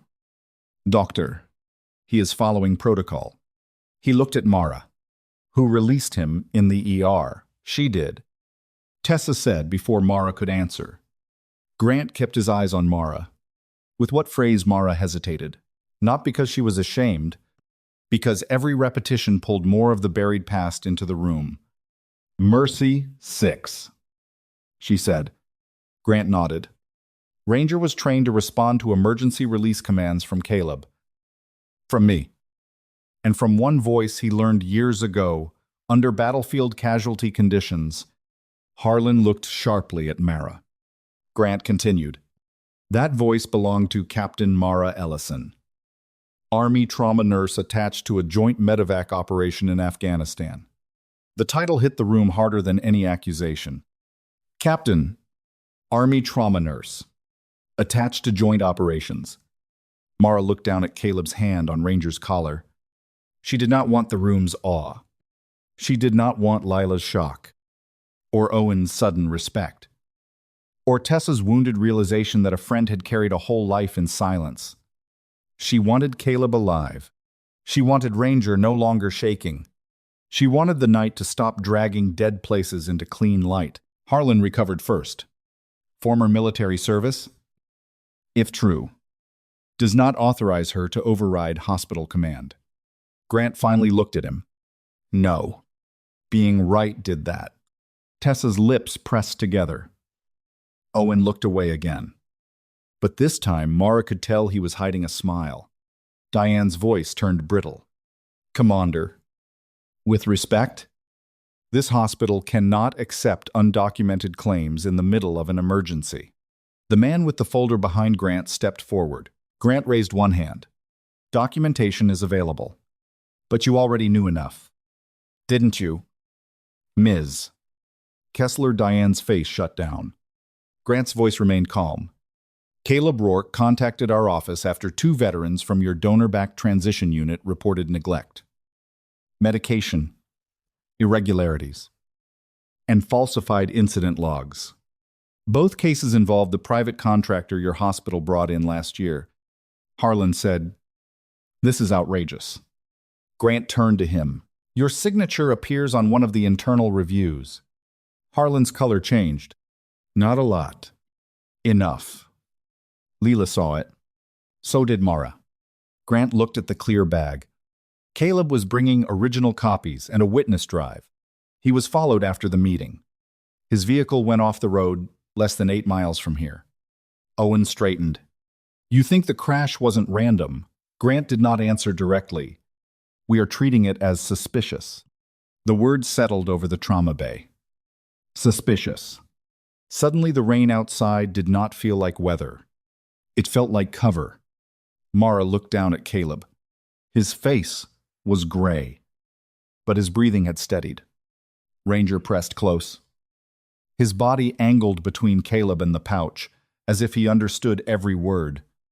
Maybe he did not understand contractor fraud, falsified logs, or protected witnesses, but he understood mission. He understood Caleb was hurt. He understood the black pouch mattered. And he understood Mara had not betrayed the trust placed in her. Grant stepped toward the pouch again. Ranger blocked him again. This time, the dog gave one low warning. Harlan's hand shot out. "There. That is exactly what I mean." Grant held up one hand, still looking at Ranger. "Stand down." Ranger. Ranger did not move. Grant's eyes softened. "He won't release it to me." "Because Caleb didn't," Mara said. Grant looked at her. She continued. "Caleb named you. But Ranger was guarding the pouch under emergency distress. He released access to me once because Caleb responded to my voice, and because I used the code. He won't transfer trust just because you arrived." Grant nodded slowly. "Correct." Harlan scoffed. "So now the nurse is explaining your own dog protocols to you." Grant turned toward him with a look that made the room colder. "She was there when the protocol was born." Silence. Mara closed her eyes briefly. Grant's voice lowered. "Not for drama, but because memory deserved dignity." Kandahar Province. Dust line evacuation. Caleb's team was pinned down after a convoy hit. Ranger was injured and would not leave his handler. Captain Ellison kept 6 wounded men breathing while calling commands steady enough for the dog to let medics approach. Caleb's fingers moved faintly on Ranger's collar. Grant looked at him. That night, the team started calling her Mercy 6. Ranger learned her voice because that voice meant the wounded lived. No one spoke. Mara wished he would stop, but part of her knew he had to say it. Not for praise. For truth. Because Harlan had built the night on the idea that Mara was guessing, pretending, overstepping, and truth had to be spoken clearly enough to undo a lie. Grant looked back at her. "Can you release the pouch to me?" Mara looked down at Ranger. The dog's eyes were on her. Waiting. Always waiting. Mara crouched slowly. The room went quiet in that old familiar way. She placed the clear bag on the edge of the gurney. Close enough for Ranger to see. Far enough that no one could snatch it. "Ranger," she said. His ears lifted. "You did your job." The dog trembled. Mara swallowed. "Caleb is here. I'm here. Commander Grant is here." Ranger looked at Grant. Grant lowered his head slightly. Not bowing. Respecting. Mara touched 2 fingers to the pouch bag. Mercy 6. She whispered. Release. Ranger stared at the bag. For one long moment. Nothing happened. Then Caleb's hand moved. Weakly. Barely. His fingers brushed Ranger's collar. Good. Caleb breathed. Ranger exhaled. His whole body seemed to sag. He stepped back. Not far. Just enough. Mara picked up the bag and handed it to Grant. Grant accepted it with both hands. Witnessed. Leela said quickly, finding her voice. Tessa nodded. Witnessed. Owen said. Witnessed. Grant looked at each of them. Thank you. Harlan moved suddenly. Not at Ranger. At the bag. Chain of custody requires hospital security. Ranger lunged forward with a sharp bark. Not close enough to bite. Close enough to stop the room dead. Mara stood. Ranger. The dog stopped. Grant turned on Harlan. You were told not to touch it. Harlan's face reddened. This is my facility. And that is federal witness material tied to a veteran abuse investigation. Grant said, Your facility is now part of that investigation. Diane's tablet slipped slightly in her hands. She caught it before it fell. Grant opened the slim case his assistant carried. Inside were evidence sleeves, seals, and a small reader. He did not open the pouch contents fully in the room. He checked the outer seal, scanned the tag, and photographed the condition. Then he looked at Harlan. You claimed this was an animal control problem. It was. No, Grant said. It was a witness protection problem, a medical judgment problem, and a leadership problem. Harlan's eyes flashed. I saved this room from an attack. Mara's voice came quietly from beside Caleb. No. Ranger saved Caleb from being mishandled. Grant nodded toward the exposed injury beneath Caleb's open jacket. And your staff documented that the dog repeatedly guarded the exact location of a hidden injury and witness pouch. Lila's voice trembled. But she spoke. Yes. Grant looked at her. Your name, doctor? Lila Moreno. You documented the sequence, yes. Sir? Good. Harlan stared at her with open warning. Lila looked scared. Then she looked at Mara and kept her pen moving. Grant turned to Owen. You were ordered to remove the dog. Owen nodded. Yes. Did the dog attack you? No. Did he show restraint when Nurse Ellison commanded him? Owen looked at Ranger. Yes. Every time. Grant looked at Tessa. You witnessed Nurse Ellison being suspended. Tessa's face hardened. Yes. After she identified the dog's behavior accurately and before the patient destabilized, Diane stepped forward. Commander. Any administrative action taken tonight was based on the information available at the time. Grant looked at her. And some people in this room tried very hard to make sure the right information never became available. Diane had no answer. Harlan did. This is slander. Grant shook his head. No. Doctor, this is a timeline. The words seemed to land like a lock clicking shut. Timeline. Arrival. Dog blocks left side. Nurse identifies pattern. Doctor orders removal. Patient destabilizes. Hidden pouch discovered. Emergency contact confirms protocol. Doctor attempts to seize pouch. Every step witnessed. Every step narrowing the room around Harlan. Grant's assistant handed him a phone. He glanced at the screen. Then his expression changed. Redwood Mercy's veteran transition contractor, he said, was notified of Caleb's transport before he arrived here. Diane closed her eyes. Harlan went still. Mara looked between them. How, she asked. Grant's eyes stayed on Harlan. That is what we're about to find out. Harlan said, Patient intake alerts go to multiple departments. Grant nodded, including the department you supervise. It is automated, and yet you knew exactly where the pouch was. The room went cold. Harlan opened his mouth. No words came out. Grant continued. Before Nurse Ellison exposed the pocket, you looked at the jacket seam. Multiple witnesses observed it. You also ordered her away from that location specifically. That is interpretation. Owen spoke. I saw it. Everyone looked at him. Owen's face was pale. But he stood straight. I didn't understand what I was seeing at the time. But yes, he looked at the seam before the pouch was visible. Tessa said, I saw it too. Lila nodded. So did I. Harlan looked at each of them like betrayal, had a face, and all of them wore it. Mara said nothing. She looked at Ranger instead. The dog had lowered himself beside Caleb again. The release had cost him. His body still carried mission tension, but something in his eyes had changed. The worst burden was no longer his alone. Caleb shifted on the gurney. His eyes opened. Not fully, but enough. Ranger, he whispered. The dog pressed his head under Caleb's hand. Grant stepped closer.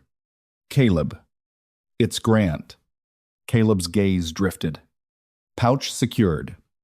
Mercy Grant looked at Mara. She's here. Caleb's eyes found her. A faint, broken smile touched his mouth. Knew he'd find you, he whispered. Mara's breath caught. What Caleb swallowed with effort. Ranger remembered. The room disappeared again. Not fully. Just enough for Mara to feel the weight of 11 years. She looked at Ranger. The dog looked back from beside Caleb's hand. Maybe he had not only reacted to a code, maybe somewhere in that working dog's memory, beneath training and trauma and rain, there had been a voice from the worst night of his life. A voice that meant stay alive. A voice that meant help was coming. Mara reached down and touched his head. This time she did not pull away quickly. Good boy, she whispered. Ranger closed his eyes for 1 second under her hand. Then Grant's voice brought the room back. Dr. Harlan, he said. Step away from the patient. The pouch. And the dog? Harlan stared at him. You cannot remove me from my own ER. Grant looked toward the door. 2 hospital security officers had arrived. But they were not looking to Harlan for direction anymore. Behind them stood a county officer and another man Mara did not recognize. Holding a badge wallet low at his side, Grant said, No, but I can ensure every record from this room is preserved.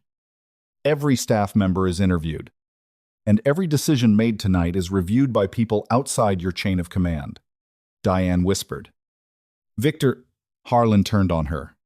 That was the mistake. Because everyone saw it. The rage. The panic. The sudden naked fury of a man who had been losing control all night and could no longer dress it up as policy. You should have contained this before he got here. Harlan snapped. Diane's face went white. The room went silent. Grant's eyes sharpened. Mara looked at Tessa. Lila stopped writing. Owen breathed. Wow. Harlan realized what he had said a second too late. Diane stepped back from him, as if distance could save her. Grant looked between them. Before who got here, Dr. Harlan said nothing. Ranger lifted his head. The dog did not growl. He did not need to. The truth had finally made the sound for him. Grant turned to his assistant. Preserve that statement. The assistant nodded. Mara stood beside Caleb, one hand still resting on Ranger's head. For the first time all night, she let herself look directly at Harlan. Not with anger, not with victory. With the exhausted sadness of someone who had seen this shape of failure before, people in power so afraid of being exposed that they forgot the wounded were human. Harlan looked at her, and she saw the hatred there. But it no longer filled the room. It had become small, cornered. Grant's voice was final. Doctor, Victor Harlan, you are done giving orders in this room. Harlan started to speak. Tessa cut him off. No, she said. One word. Firm. The word every nurse in that room had wanted to say all night. Harlan looked at her. Tessa stepped closer to Mara and Caleb. No more. Lila moved to the other side of the bed. Owen positioned himself near the door. Ranger settled his head against Caleb's hand. The room had chosen. Grant looked at Mara. Captain Ellison. Mara flinched slightly at the title.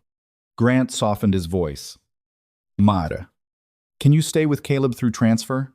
She looked at Harlan. Then at Diane. Then at the badge Ranger had returned.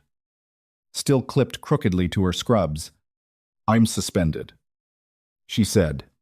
Grant's mouth tightened. Tessa reached over and straightened the badge on Mara's chest. Not by me, Lila said. He responds to her voice. Owen added. So does Ranger. Grant looked at Diane. Diane swallowed. For one humiliating second, the administrator seemed to search for a policy to hide behind. There was none left. Temporary suspension paused pending review. She said. Tessa's eyes hardened. Say it properly. Diane looked at Mara. You may continue assisting with this patient under supervision. Mara did not thank her. She only turned back to Caleb. Okay, she said softly. We move together. Ranger rose. Not in panic this time. In readiness? Mara looked down at him. You too. The dog stood beside the gurney, shoulder brushing her leg, and as they prepared Caleb Rourke for the transfer that might finally save him, Mara understood that the night had split into before and after. Before Ranger crashed through the ER doors, she had been a quiet nurse, no one noticed. After, she was still quiet, still tired, still Mara. But now the room knew something she had never been able to say for herself. Quiet did not mean empty. Quiet did not mean ordinary. And sometimes the softest voice in the room was the one a wounded soldier. A loyal dog. And the truth itself had been waiting to hear. Dr. Victor Harlan stood in the trauma bay with all the power stripped from his voice. For most of the night, he had been the loudest person in every room. His orders had moved staff, stopped questions, and turned policy into a blade. He had called Ranger dangerous, Mara reckless, Caleb a liability, and the hidden pouch a hospital matter. But now the room had heard him say the one thing he could not explain. You should have contained this before he got here. Not treated, not stabilized. Contained. Commander Elias Grant did not raise his voice. He did not need to. Dr. Harlan, he said. Step into the hall. Harlan's eyes flashed. I have a patient in active trauma care. No, Tessa Ward said from beside the bed. You have a conflict of interest. The words came from a nurse. A charge nurse. A woman Harlan had dismissed 100 times with a look. A clipped phrase. A memo sent through administration. But tonight? Tessa did not look away. Lila Moreno stood across from her, still holding the chart. Her face was pale, but her pen remained in her hand like a small weapon of truth. Owen Pike stood near the door, shoulders squared, no longer waiting for Harlan's approval before deciding what safety meant. And Mara stood at Caleb's side, one hand resting lightly on Ranger's neck. Ranger had gone still again. Not tense, not ready to strike. Still in the way only a working dog could be when the mission had shifted from fight to watch. He watched Harlan. He watched Grant. He watched Caleb's chest rise and fall. But every few seconds, his eyes returned to Mara, as if checking that the voice was still there. Harlan looked around the room and saw the worst thing that can happen to a man who rules through fear. People had stopped being afraid at the same time. Diane Kessler stepped backward toward the wall. Grant turned his attention to her. Ms. Kessler, hospital records from tonight are to be preserved. Security footage. Intake alerts. Call logs. Internal message. Medication records. Transfer notice. And all communications involving Caleb Rourke Ranger. The Veteran Transition Program. And Dr. Harlan. Diane's voice was thin. We will cooperate with any lawful request. Grant's expression did not change. That was not a request. The county officer at the door stepped forward. Ma'am, we'll be assisting with preservation of immediate footage until federal and veteran oversight personnel arrive. Diane looked at Harlan. Harlan did not look back. That told Mara enough. When power began to fall, the people who shared it always looked for someone else to stand under the weight. Grant nodded toward the hall. Doctor. Harlan stayed where he was. I did what any responsible chief would do. He said, I protected staff from a violent animal and an unstable situation. Mara's voice came quietly. No. Everyone looked at her. She had not planned to speak. She had not planned to give Harlan any more of herself than the night had already taken. But Ranger's head shifted under her hand. Caleb's fingers moved weakly on the sheet. And Mara knew the truth deserved one clean sentence. You protected control. She said, not staff. Harlan's eyes narrowed. You think you know what command requires because someone once gave you a call sign. Mara absorbed the blow. It did not reach as deep as he wanted. Grant took a step forward, but Mara lifted one hand slightly. She did not need rescue from words. Not anymore. Command requires listening before ego gets someone killed. She said, Ranger told us where the danger was. Caleb told us what mattered. Lila documented what she saw. Tessa challenged what was wrong. Owen stopped when he realized force would make things worse. She looked at him fully. You were the only one in this room who refused to learn. Harlan's face flushed. For a second, he looked like he might say something ugly enough to finish his career faster than any investigation could. But the county officer shifted at the door. Grant waited. Tessa folded her arms. Lila kept writing. Owen watched Harlan's hands. And Ranger rose. Slowly. No growl. No bark. Just a standing. Silent judgment. Harlan looked at the dog. And something in him seemed to collapse inward. Not remorse. Mara did not mistake it for that. Only recognition that the room would no longer bend. He turned and walked out. No dramatic arrest. No shouting. No final speech. Just the sound of polished shoes leaving the trauma bay after a dog. A nurse. And the truth took away the authority he had abused. Diane started to follow. Grant stopped her. You stay available. She froze. Yes, she said softly. Tessa turned back to Caleb. We're moving him. This time, no one argued. The transfer to imaging and surgery happened with Ranger beside the gurney. Not loose. Not uncontrolled. Owen found a wide lead and handed it to Mara without making a show of it. Not to restrain him, he said quietly. Just so nobody panics in the hall. Mara looked at him. Thank you. Owen nodded toward Ranger. I owe him an apology. Ranger glanced at him, then looked away. Owen gave a tired half-smile. Yeah, fair. The hallway outside Trauma 3 had filled with faces. Nurses from other wings. A respiratory tech. 2 orderlies. A young clerk with tears in her eyes. Rumor had traveled faster than any official announcement ever could. They saw Caleb on the gurney. They saw Ranger walking at his side. They saw Mara holding the lead. And then they saw the badge clipped crookedly to her scrubs. No one clapped. It would have been wrong. This was not a victory parade. This was a wounded man being taken to surgery. A dog still afraid to leave him. And a nurse who had been forced to prove her worth in front of people who should have listened the first time. But as Mara walked past, the hallway changed. People moved out of her way, not because she demanded space, because they gave it. Tessa walked beside her. Lila followed close behind. Still carrying the chart, Grant kept pace at Caleb's feet. Ranger's nails clicked softly on the tile. At the elevator, Caleb stirred. His eyes opened just enough to find Mara. "Ranger," he whispered. "Right here," Mara said.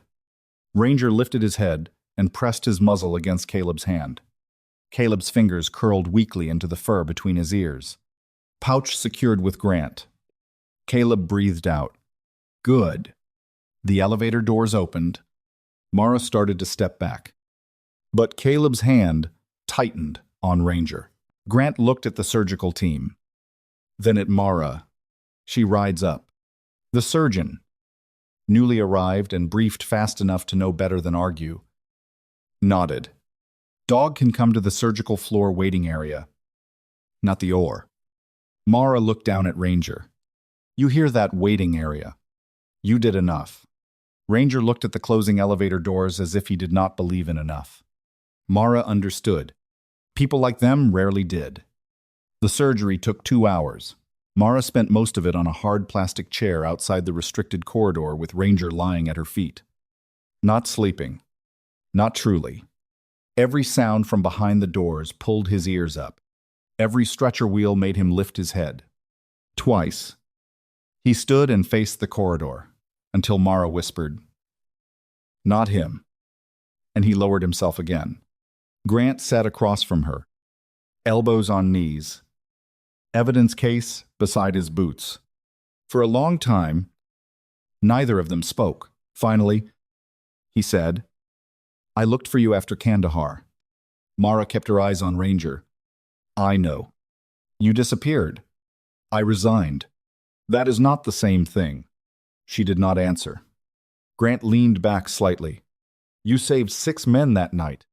Mara's jaw tightened. 4. Grant's face softened. "Mara." 6 came out breathing.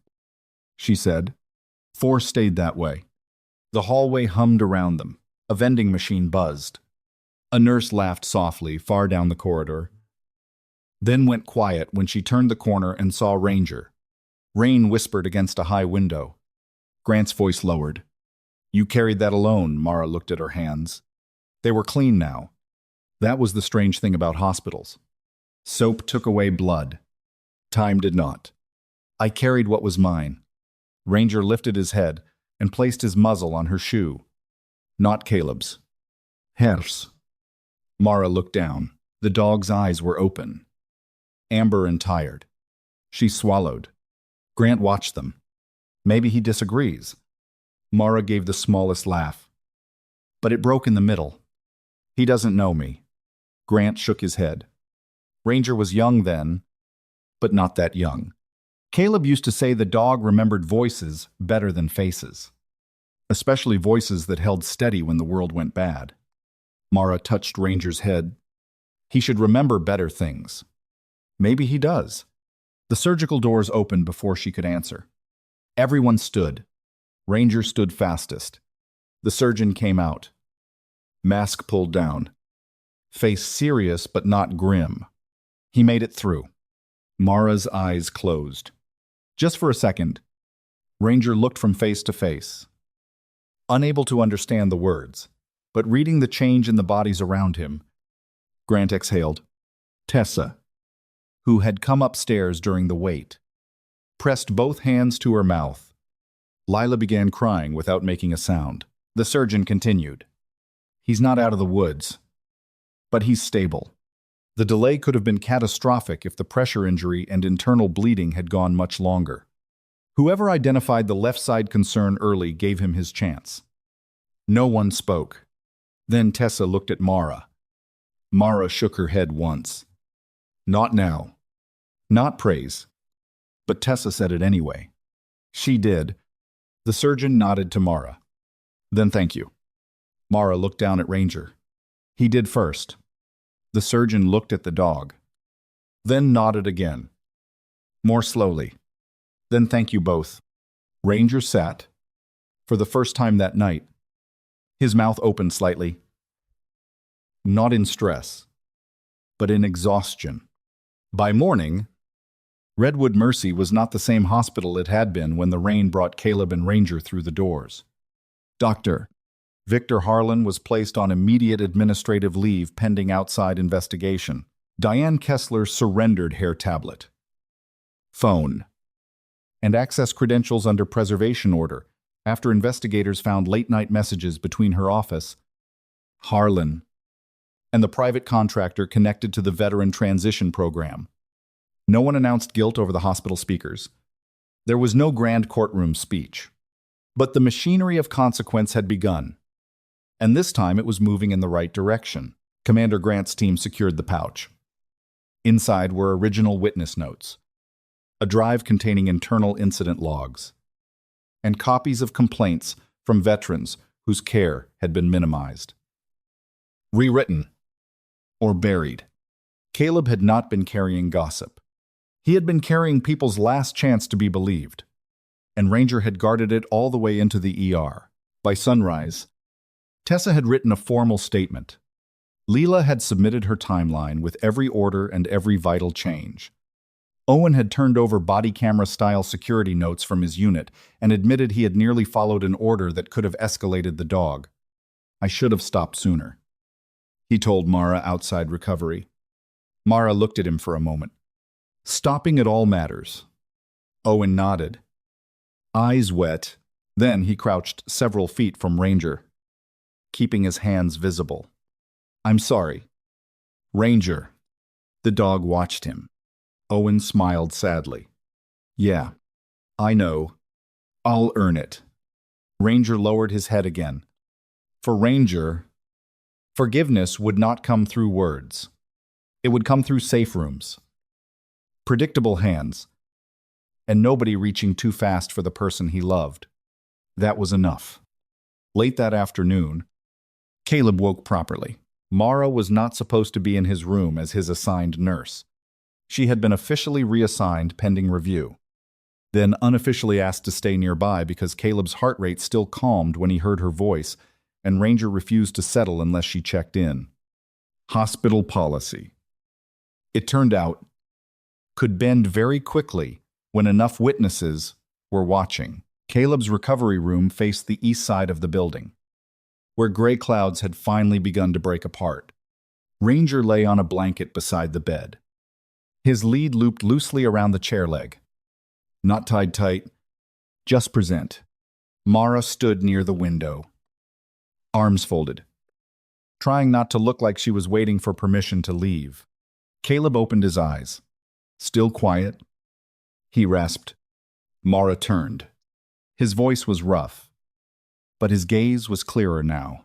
"You always did that," he said. "Made everyone else calm down?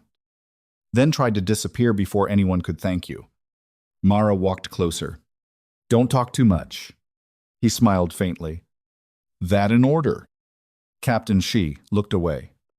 "I'm not a captain anymore." Ranger lifted his head. Caleb followed the dog's gaze to Mara's badge.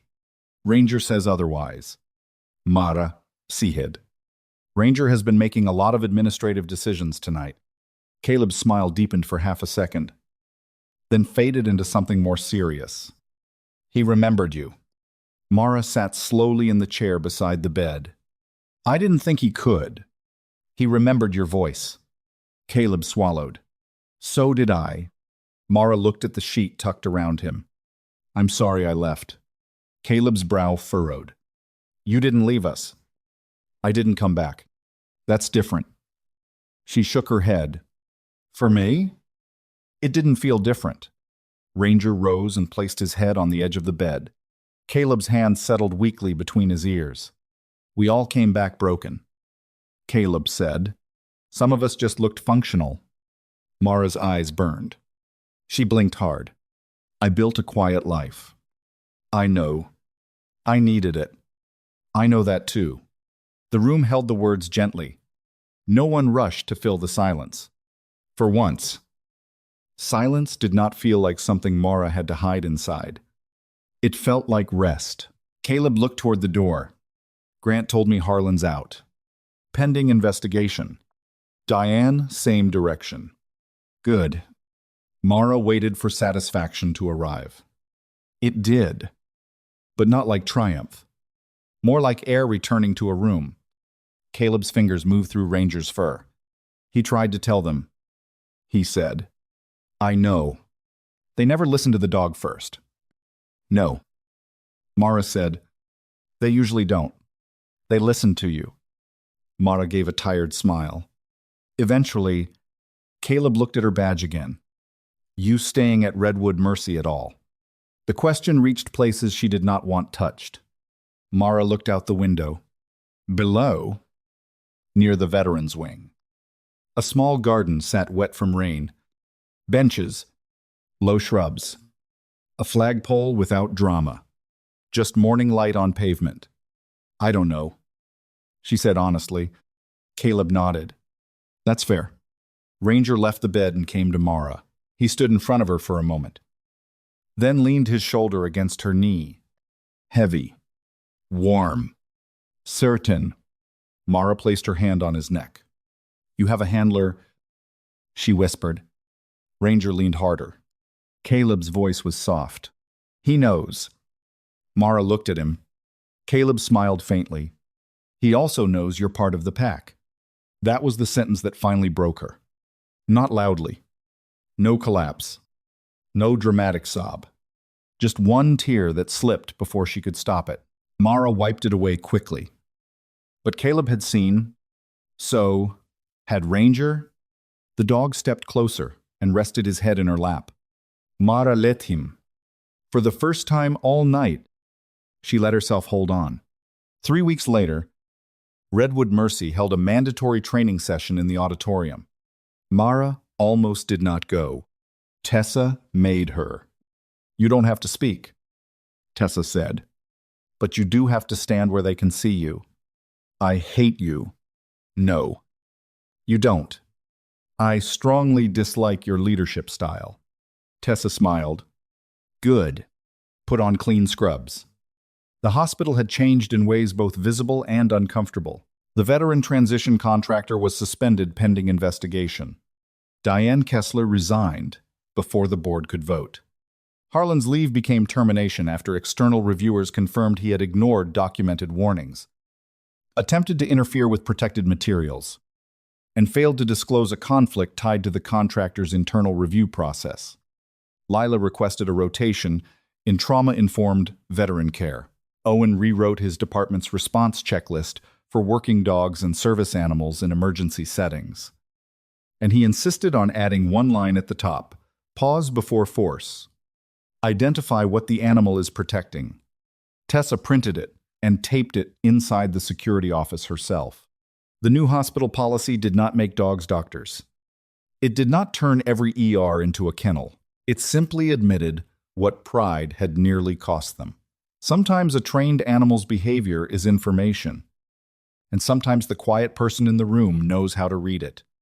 Mara sat in the back of the auditorium. She planned to stay unnoticed. That plan failed when Commander Grant entered with Caleb and Ranger. Caleb walked with a cane now. Slow. Pale. Thinner than before. But alive. Ranger moved beside him in a working vest. Calmer than Mara had ever seen him. His eyes still scanned the room. But he was no longer carrying the whole world alone. When Ranger saw Mara, he stopped. Caleb looked down at him. Go on. Ranger crossed the aisle. The auditorium watched. Mara closed her eyes briefly. Of course, she whispered. Ranger reached her row, sat directly in front of her, and placed one paw on her shoe. Soft laughter moved through the room. Not mocking. Warm. Tessa leaned over from the next seat. He has excellent taste. Mara looked down at the dog. Traitor. Ranger's ears perked. Grant stepped to the front of the room. He did not give a speech about heroism. Mara was grateful. He spoke about listening, about veterans arriving with histories not written on intake forms, about working dogs whose training could look like aggression to people who did not understand context, about policy as a tool, not a shield for ego. Then he looked toward the back. Mara Ellison reminded this hospital of something simple. He said, respect is not something we wait to give until after we learn someone's resume. It is where good care begins. Mara stared at the floor. Ranger pressed his paw harder onto her shoe. Tessa whispered, "Take it." Mara breathed in, then out. And for once, she did not try to disappear from the truth. After the session, Caleb found her in the rehab garden. The clouds had cleared. Sunlight touched the wet benches and turned the pavement silver. Ranger walked ahead of Caleb, sniffing the edge of a planter like any ordinary dog might. Though no one who saw his eyes would mistake him for ordinary. Mara stood near the path, hands in her scrub pockets. Caleb stopped beside her, hospital naming the new emergency working dog protocol after him. He said, "Ranger protocol, yeah." Mara smiled. "He'll be impossible to live with." Caleb looked at Ranger, who was currently investigating a leaf with great seriousness. He already is. They stood together in the quiet. Not battlefield quiet. Not hospital quiet. Something gentler. Caleb said, "You know, Mercy 6 doesn't have to be a ghost." Mara looked at him. He shrugged carefully, wincing a little. "Could just be a part of you that came home." Mara watched Ranger return down the path. The dog stopped in front of her, then looked at Caleb as if checking both of his people were still there. His people, the thought hurt, then healed in the same breath.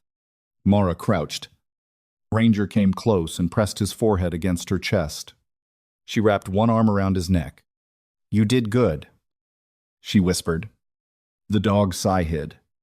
A deep, exhausted, whole-body sigh. Then he turned in a circle once, lowered himself onto the warm concrete beside her shoe, and laid his head down. Caleb smiled. He finally slept. Mara looked down at Ranger. The dog's eyes were already closing. No guarding, no trembling, no mission left to carry. Just rest. Mara sat on the bench beside him. Caleb lowered himself carefully next to her. For a while, none of them said anything. The hospital behind them was still imperfect. Justice would take time. Investigations would move slowly. Some people would deny, defend, or pretend they had always been on the right side. But Caleb was breathing. Ranger was safe. Lila had found her courage. Owen had learned to pause. Tessa had stood her ground. And Mara Ellison, quiet nurse, former captain, Mercy, 6, sat in the morning light with a loyal military canine asleep on her shoe. She had spent 11 years believing the past only knew how to haunt her. But that night, it had come back wearing wet fur, amber eyes, and a scratched metal tag. It had crashed through the ER doors. It had refused every hand that did not understand. And when Mara whispered the code, she thought she had buried forever. The dog remembered what people had forgotten, that a soft voice could be command, that loyalty could look dangerous until someone listened, and that sometimes justice begins with the quietest person in the room saying, with steady hands and a breaking heart, he's not attacking, he's guarding.